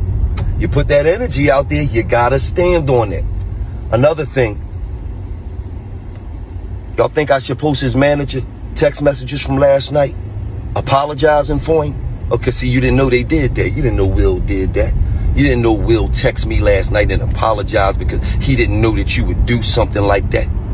So you don't put your foot in your mouth, man. And the bottom line is, your exact words was, I was hurt. I was extremely hurt. So my Instagram team, I'm strong over there. But I could get your page back. Let's just sit down and talk, Gilly. And I told you, fuck you and that page. What you talking about? I decline. You right, I decline. You and that page. As you see on the screen, Wiz Khalifa tweets, I didn't get that child Instagram deleted. I even offered to help him get his page back and he declined. Wiz Khalifa, man, I love you, brother. You know what I mean? I'm still right. So that whole situation is getting sticky, man, and I just explained to you guys how to fix the business model. I'm not sure, you know, I mean, Gil is basically saying that Wiz told him he done it. He felt hurt. I don't think that we should be operating in that way. Like, I just want my team to know, and if they don't know right now, take this as a formal statement. If you're on my team and one of my people, me and one of these other black creators in this space have an issue, do not attack their livelihood and take their Instagram page down, their YouTube down. I do not want that to be the case. We need to figure that out amongst us unless it gets out of hand. But please, at the very least, run across me any kind of ideas of destroying someone's livelihood that has the same color as me. I want to make that formal statement for those that work on my staff that may not know that that's my position and may think that they're doing some sort of favor by protecting me by destroying another black voice in this culture. And I want to be clear that that's not where I stand at. I know how hard it is to get things rolling. I know how hard it is to be committed to something that does not give you any contribution just yet. I know what it feels like. So I never, ever, ever want to tear people down. Now, if we go to war is a different thing. You know, we bring out the big guns for war, right? So that's a different conversation. But we saying that if there's a disagreement online between me and another black creator, take this as a formal message from me. Do not, my fans, my supporters, let's not take people off the platform. Right? If we're going to take anybody off the platform, contact me and we'll figure out some people on the other side to take off the platforms. They in the way, you know, but we can't do that to each other as hard as it is for us to negotiate in the first place. You know what I'm saying? And so interaction online, man, we don't want to become limited by some of the people that has more to lose by interacting online than they do the game. Because at some point when this is part of the leverage, this is part of the recipe of what get me the amount of money that I'm dealing with, I'm going to have to start easing up on what I'm posting. Because the rules is changing and they really is, the robots is saying what's wrong. I seen when they took whack page. See, I'm in these rooms. I'm just low. I don't talk. They took whack page. There's a bunch of people in there. They telling them, everybody, go report. Everybody in that other room, how they got whack page took. They orchestrated that. Right. Now, they can't contact nobody, but they let you get your shit off and say that weird shit and walk into the trick bag. Right? This shit is orchestrated, bro, and a lot of it is being identified by robots, what's being said and the context that is being said in. I even hear people argue about the N-word, like, yo, man, it's cool for me to say the N-word. Yo, but you know, if they take that'll ruin our rap culture, that'll ruin a lot of our culture. So that's a different word they gotta deal with in a different way. They can't say it at all. I'm talking about dealing with the ability to monetize and move around it in the marketplace. They got to figure that out, right? We can edit here, edit there, but just we talking from a Facebook standpoint. People typing the word. People, that's a hard thing to try to comb through. And so, you know, they find themselves there. But it sounds like they can get a fight going. Sound like it might be a fight night, celebrity fight going. They might get an old fight, get some paper out of it. Because I don't see Wiz really running from no smoke. And it seemed like Gilly running at it like, yo, we got to handle that. Like, man, that just hurt my business. Like, Wallow trying to, you know, stay out of it. But I know he feeling the way like, dang, cuz, I told you, cuz, don't mess with them dudes, cuz. You got to stop messing with them dudes, cuz. I bet he telling them shit like that. But it's like, yo, man, they ain't thinking I'm going to say something about put some shorts on. They going to take the whole ground. You know what I'm saying? So, young niggas, y'all better be aware, man, because at the minute y'all ain't going to be able to contact y'all celebrities online like you used to. It's going to be too risky. They making it risky for celebrities to maneuver online at this point, dog. They losing everything by arguing back or really responding.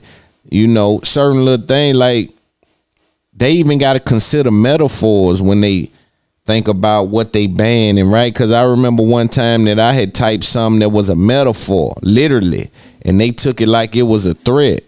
And I'm like, yo, that's crazy. They got robots trying to figure this out. You know, but censorship is real and it affects your business, unfortunately. Now, for Gillen them, they should have a working relationship with Barstool that should be in a great place where they understand the effects of them having that partnership. I think they probably have negotiated their way into a position now to there's some favor on both sides. Hopefully, I would think they're in the green. You know, I don't see a lot of money production-wise being spent, so I would say they're making a lot of money on their side. So, in my opinion, they should have enough faith to not let it affect the negotiations. But for somebody on the come up or don't have their deal synced yet or whatever, they don't have their ass linked in position, that can hurt.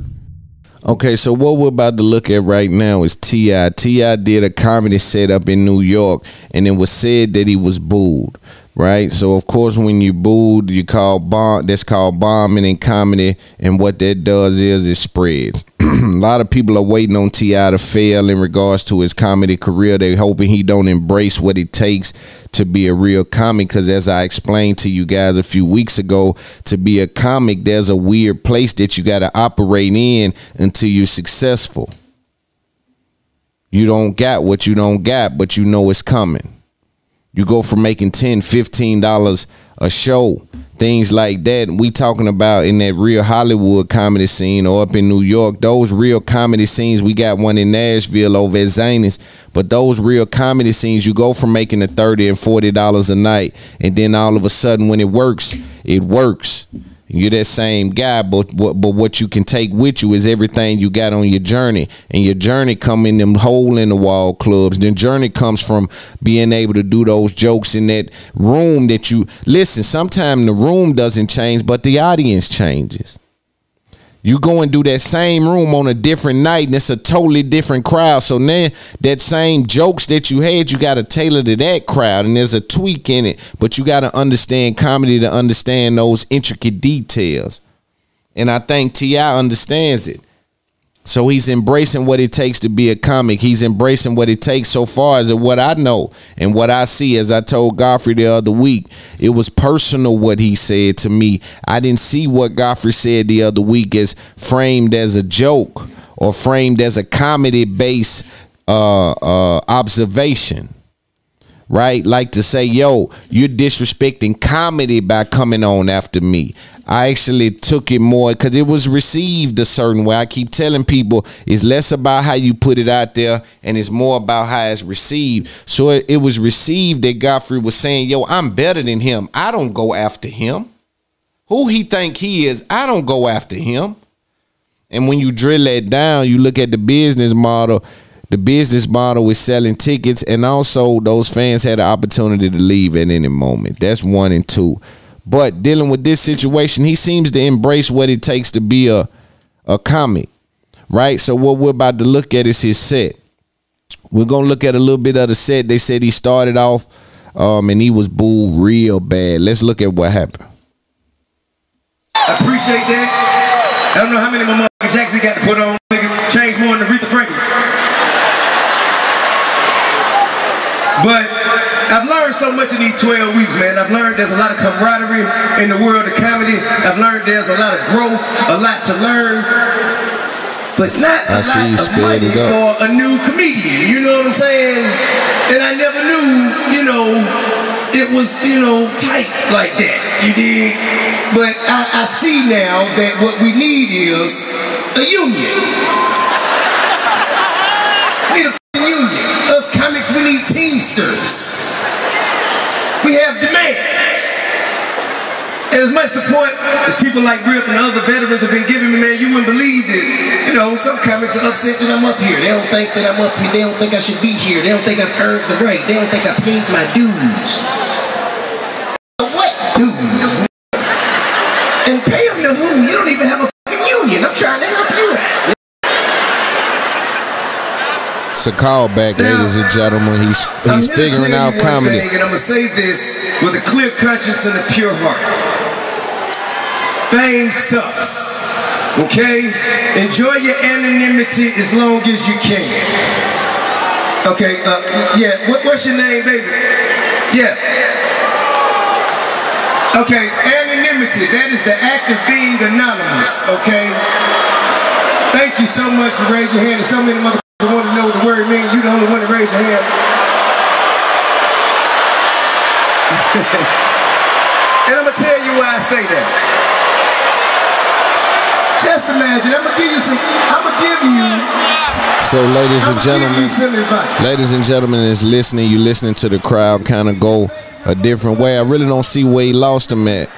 I thought he actually bombed, but let's pay attention. He is bombing when they born, but I didn't see where he lost him. Let's pay attention. Video is on Pateron.com. It's up there podcast. It'll be on YouTube in about 2 weeks. Imagine me sitting down with my family for the first shot of tequila of the day. You know what I'm saying? And I see a motherfucker in my periphery doing shit like this.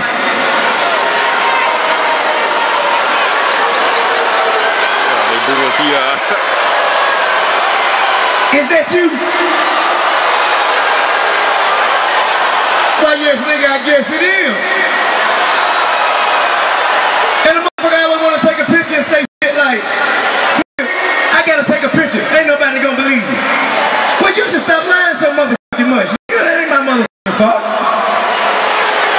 And I'm gonna tell you another thing. To be honest with you, my kids don't know who the fuck I am. My motherfucking kids obviously don't know who the fuck I am. I got one. His name's King. I put up motherfucking college fund money for Megs. I had to put up bond money for King. I'm really worried about this nigga. You dig what I'm saying? I'm gonna give you a piece of advice. Please don't name your son King, because the shit don't work out with. God, they don't mean King like the next king. They mean now, I'm gonna choke spot with the neck. They got, I think I know why. I think I know why. I believe I know why. You see, a while ago, he was about 10, 11 years old, man. I think this is where the animosity started. The nigga walks in, caught me slamming his mom. You hear me? Nailing his mom. We ain't been the same since. But goddamn, I'ma tell y'all motherfuckers like this. It's coming. These be trying to compete with the young. I don't want to compete with them. I want to eat with them. That's the difference. That's why me and Wallow built our brand up around the young nigga. Breaking news: Gilly is now live. We're listening to Gilly the Kid live. It didn't matter who whole life is a throwback Thursday, and we don't care about you, nigga. Our whole based off the youngest. He has 8,000 people in here on a new page, man. It's effective. Almost helps his negotiation. So only old niggas we get is legends. Shaquille O'Neal, Deion Sanders, Floyd Mayweather, because they can give out real game. Come on. Which has got its attention, motivation, and education. And to all the youngest, man, don't ever be that emotional where you can't take a joke, man. And you know it's a joke. Don't ever be that emotional, man. That's some ultimate shit. Niggas joke on me all day, man. You hear me? Niggas joke on me all day. I joke on Wallow and call Wallow a rat. I done called him a homosexual and from in prison. We joking, we playing around. That's how we play. I'm a bootleg ass rapper. I did all bar tours. That's how we play, man. We ain't playing, bro. Like, it's all a joke, like, because we understand that it's a joke. It's not real. What's not real can't affect me, man. It's not real. We joking. We playing around. We have fun. We bid, man. Don't be that deep, man. Because we respect everybody. We lead with respect. We respect all the communities. We respect everybody, man.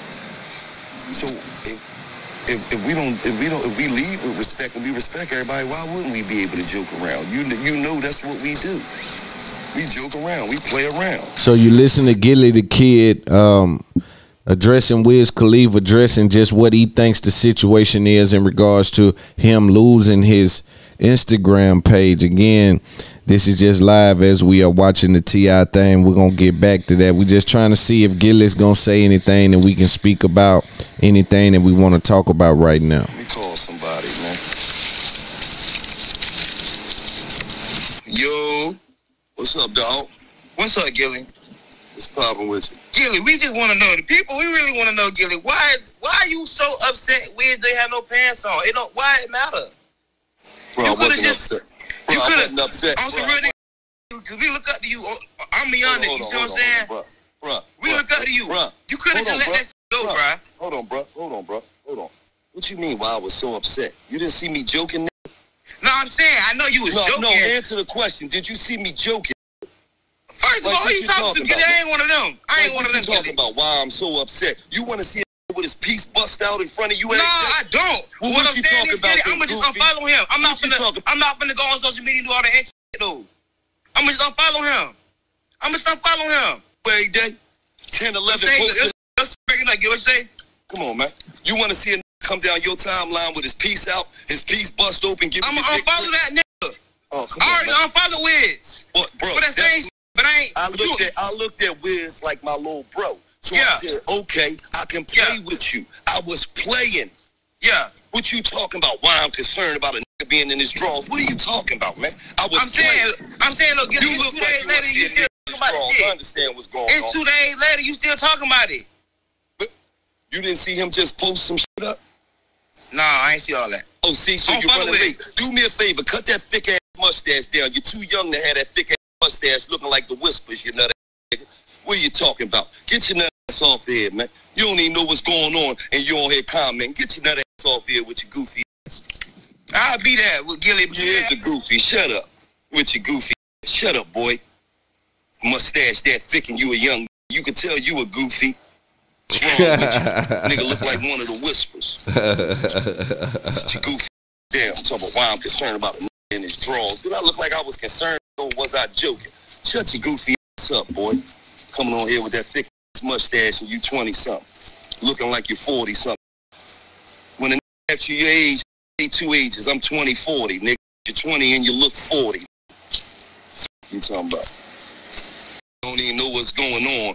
Nigga don't even know what's going on. Talking about why you mad because in his drawers. Mad? I never was mad that nigga was in his drawers. I was playing. I really thought this was going to slow my shit down. See, that's why I take it personal.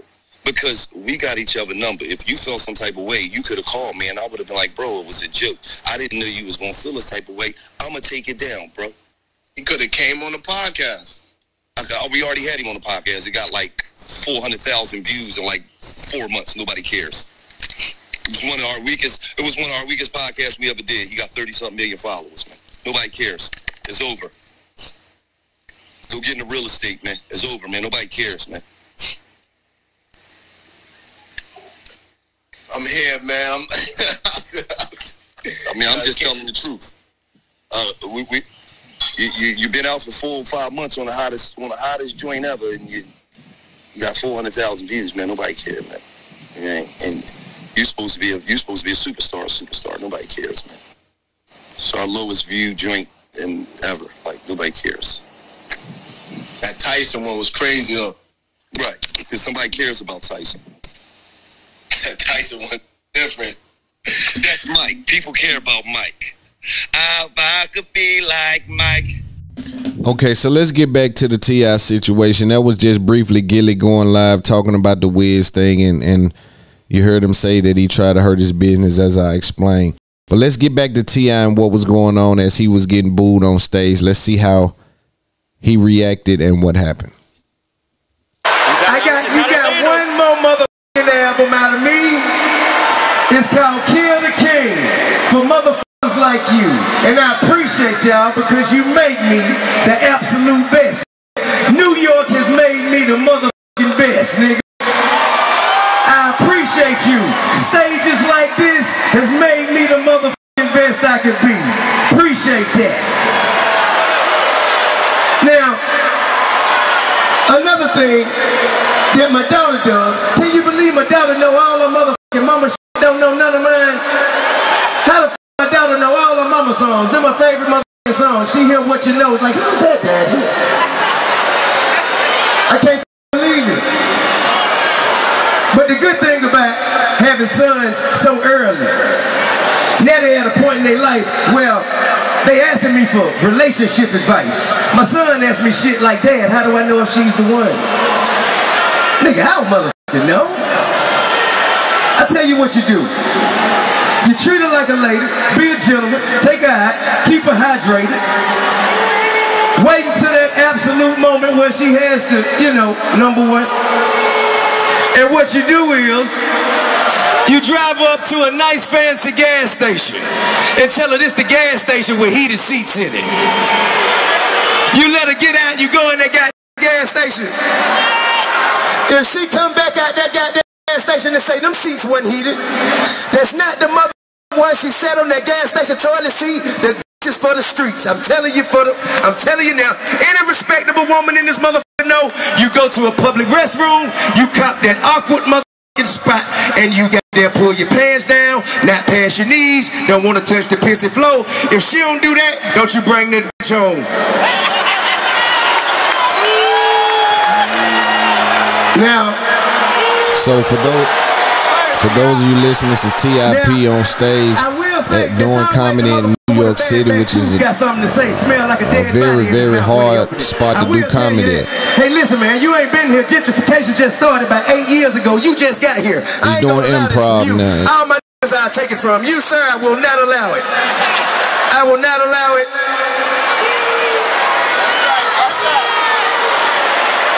Fight back. I tell you what you do. Envy. I know I got an advantage. Do some songs. Start rapping. I have an advantage.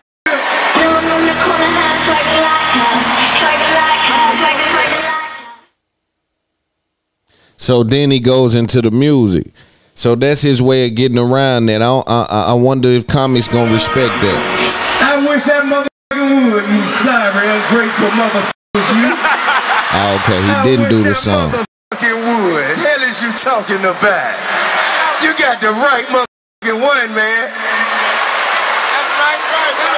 I really do appreciate. Hey, listen, man, I ain't gonna lie to you. I love you motherfuckers more than you ever know, nigga. This is something that I enjoy doing, and I appreciate y'all allowing me the opportunity to stand up and do what I love.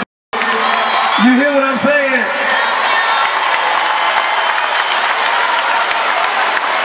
Yes, indeed. Cause you don't know how my motherfucking house go. You don't understand that my wife got this. She was a star before I was.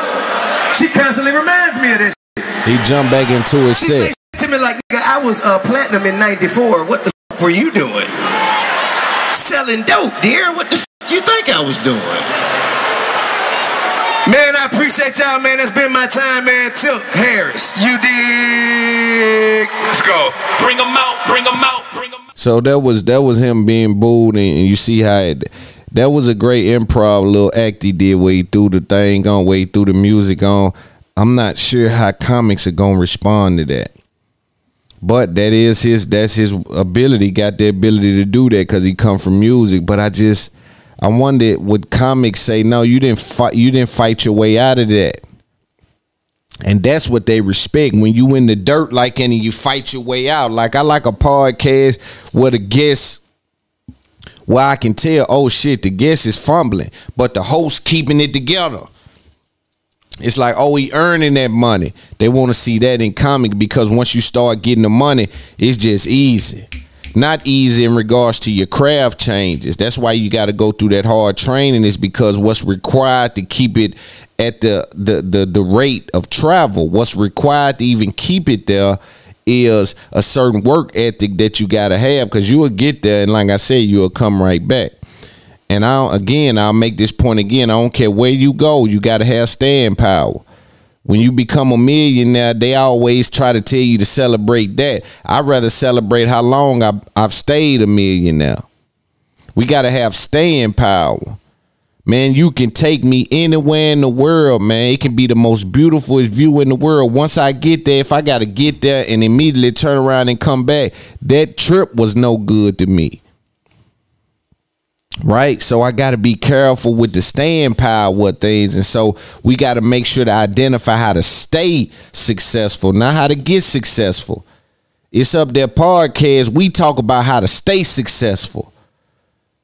In staying successful, you get successful, but it's more to do after you get successful. And a lot of these guys ain't telling you that, and that's where we come in at. But T.I., he fought his way out by using the cheat code with music, and then he spoke about it with Michael Blackston. Let's see what he said.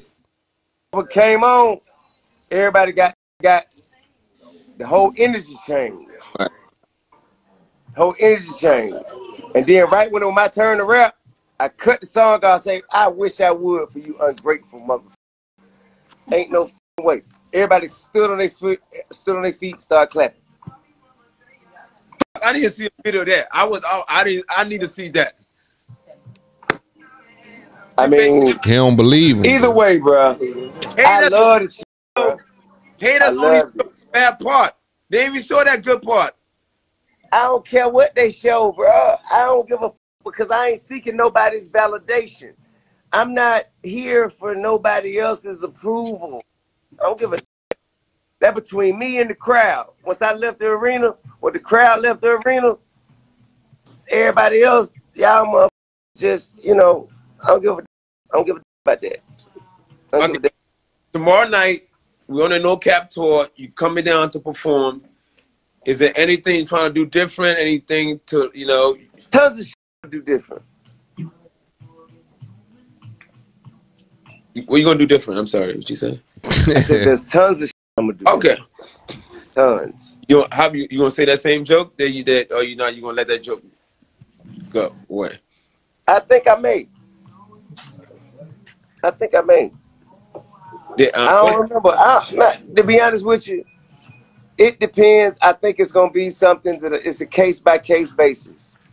I'm going to read the crowd a little bit better. There we go. I might go southpaw on them motherfuckers.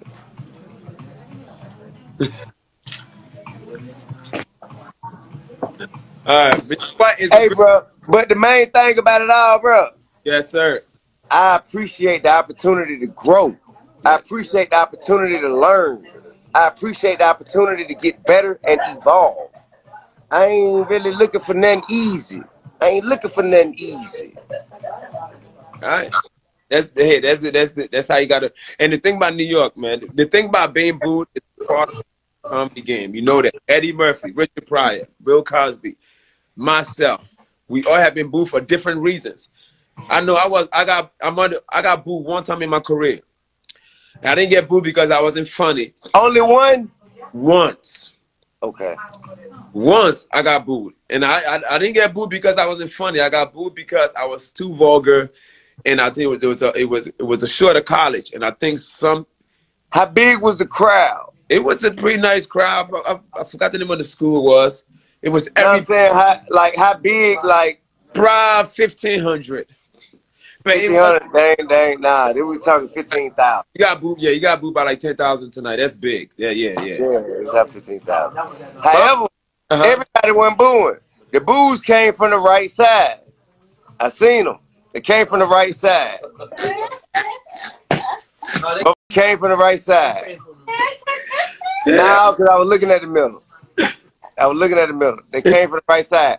It was one white boy in the middle, and I told him, hey, I'm not going to accept that from you. You just got here. I'm not going to accept that from you. This Brooklyn. You just got here. Well, you know, Brooklyn, what's the word you're looking for? Right. So you should have helped me with the word. What's it called? Gentrified. Gentrified? Yeah, gentrified. Yeah. It was Brooklyn. It was a colonizer. It was a colonizer trying to. There was a colonizer in the front, trying to, you know, enter into the booze of the right side. I say, bruh, I ain't finna have that for you. I take it from my brothers and sisters. I ain't going for you. Nah, not you. Did you walk down the stage and Will Will Smith his or you let him live? You say what? Is you go Will Smith that or you let him live? Nah, bro, man, come on. It's all in fun. It's all in fun, bro. I'm not upset. I enjoyed myself thoroughly. That's what you don't understand. I'm ready for more. More booze or more shows? I'm ready. As long as I ain't got to wear what you got on, man. As long as I ain't got to put that on, I'm ready. Fuck you, motherfucker. If you wouldn't offer you, motherfucker. Hey, look, man. Your set was Fato. You had a 5 set. You had a dope set. You had a real dope set. Hey, nigga, trust me. This is all gonna be behind you in another 3 years from now. Gonna be like, I remember when I got booed in New York. It's all part of the game. I've been waiting on this moment because most motherfuckers told me it was gonna happen, and I never thought it was able to happen. I didn't. And this has when my back against the wall, I perform much better. You know what thought was gonna happen at all, or was it gonna happen like this quick? I ain't think it was gonna happen. I ain't see it happening at all. I ain't see it happening at all. Confident, motherfucker. Oh, okay. You was there yet? Huh? Which one is that? What? You saw boo coming at all? Is that from confidence, or you just a cocky motherfucker? Because the laughs I was getting. Okay. Because the laughs I was getting. The laughs I was getting was making me feel like, hey, yo, bro, the kind of laughs you getting, they ain't coming. So you came to New York, and New York says something else, right? New York, nigga. But hey, get what though? Get what? What? I welcome it because it's all a part of the journey, correct? Yes, sir. This is what comes with being a respected comic in the business, correct? 100%. Everybody. So, get what? I'm that much closer to being a GOAT because I got that behind me. That's the attitude. Well, I mean, it could also come in. It could happen more than once. So prepare, man. And to be honest with you, please take attention away from the suit. Like, don't keep shining the camera on the suit. You know what the suit is? It's like a gender review outfit. It's a boy. But nah, man, hey, look, man, I enjoyed myself, bro. I enjoyed myself. All right, so you hear T.I. just talk about, how he respects the game of comedy. He's going to go through some things with comedy. You got to build that audience from the ground level. That's just how it is. It's a very grassroots type of thing. But he seems to be up for the ride. That same building, had he done in podcasting, would have paid off the same way. It's funny to me that T.I. can see that comedy takes that kind of building, but he didn't see that in podcasting because he wanted to fast track podcasting and get the money. But it seems that he has a level of understanding with comedy that the money and the accolades and the status doesn't come to after you actually build it up, and he's okay with building it up. So interesting. Just that's a whole nother conversation I can have, but we've had a good pod today. I guess I'll talk about the YK Osiris and the family of the young boy Tyree Sampson. That was his name. His family calls out YK Osiris saying that he didn't pay for the funeral. Those circumstances, and before I get to that, let me say this too, but just about music. I haven't spoke on a lot of music. I just kind of speak on topics, but the South is moving. Lil Baby is on his way. Let's be clear to the people that's out there. Baby is on his way. Moneybag's on his way. Those two are the two that I'm watching. Lil Baby and Moneybag. Those two are on their way very soon, and we're gonna see how they affect the game. But you see what Baby just dropped. He can just drop his own little vibe, his own little wave, and it's gonna go. It been going, it been working, and it seemed to be effective. I think he's found this groove, and he'll be in a great place. Now, let me say this, because a lot of music has dropped this week. You got 5 of Your Foreign just dropped. You got 42 Doug, ESTG, Coil Ray, a bunch of people dropping. Roddy Rebel dropped a single. A bunch of people are dropping songs. With Fivio's album, I listened to it. It sounds very polished. You can tell that it's polished. It's a polished album. You can hear Kanye West on it as well. I can kind of hear that element Kanye brings with the singing and certain things. I can hear Kanye West's footprint on it. It seems like they're scared to let Fivio rap, though. For some reason, it comes off as being received as a consumer that they're scared to let Fivio step outside of the drill rap or that little sound. If you know drill, you know that sound. There's a certain little vibe, tap, bouncing sound that they smother Fivio in, and I think that he's allowing them to pigeonhole what it is he do. Now, I will give credit that they did take different approaches, but they kept certain elements in every single song. And I think without the ability to spread your wings, you will not have the ability to fly. And so you have to spread your wings and try other things. Like at some point, you're gonna see a lot of different things from me. We got to see different things from you as a creator. So I get it, but they tried to do it in the best way they could to keep it on that. Now, one or two things can be happening. Fivio could have shown them that on other beats he doesn't perform in the right way, or he doesn't perform in a way that's conducive to being favorable music on the market. Maybe they can say that. Maybe they had that evidence that we don't have because we're consumers. Now, if I'm Fivio, I'm probably telling them to let's not put my album out. Let's just keep piping me up on singles until I get a solid 10 records with, you know, where I'm rapping on this one and this type vibe here and that, or I give you a solid 10 of them motherfuckers. Them little bit. I fell in love with it. Hey, once, you know, when I give you a solid 10 of those joints like Pop Smoke was doing, it's like you got to be careful when you brand building on what you're doing. That's why you got to stay alert. I think he's placed himself in a position though to have another shot at it. Now, it's not a bad album. It's just a really polished album, and it's operating outside of drill but inside of drill. It's a weird thing it's doing, and I get the innovation attached to it. I just think that they arrested his creativity. They captured his creativity. They captured his ability to show his audience that he can do something outside of that.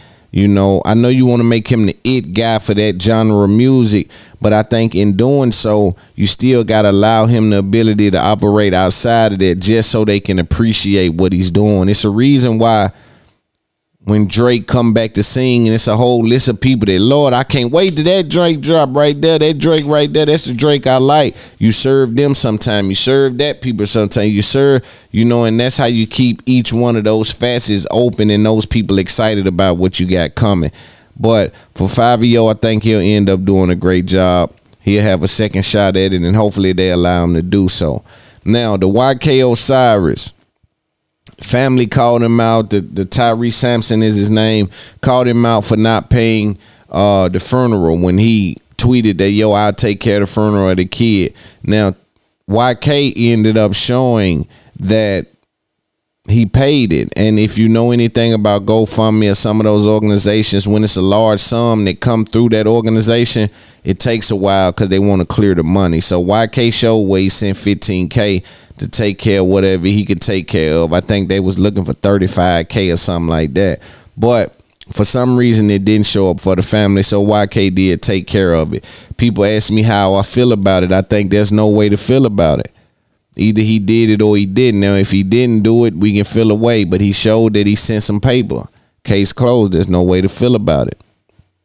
Now, how do you feel about rappers stepping up to the plate and taking ownership or taking the position that they want to take care of funerals of some of our fallen people for whatever reason that is?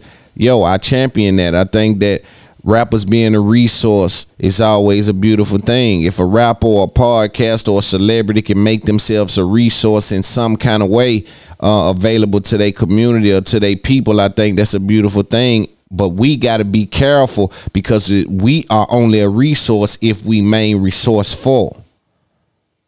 So we are not a resource if we are not resourceful. We're just a person in a contact, a person of interest. We just somebody that You can show up and show us the glitz and glamour, but you ain't gonna show us how to get nowhere. You ain't gonna show us the way out. You know, we looking for Harriet Tubman. We looking for somebody to show us the Underground Railroad. How do we figure out how to get there and get through there? And so, again, I think rappers being a resource to the community is a beautiful thing. We got to stand for some or fall for anything. You know what I'm saying? So we had a good podcast today, man. I send a shout out to everybody that's made it to this part, man. We love y'all. Make sure you get the biggest homie hoodies. Make sure you get the hoodie that I had on when I was in Cookies. That's for sale. Make sure you get some of the merch, man. Tap in with the real It's Up There podcast. We love y'all, man. We'll see y'all next week.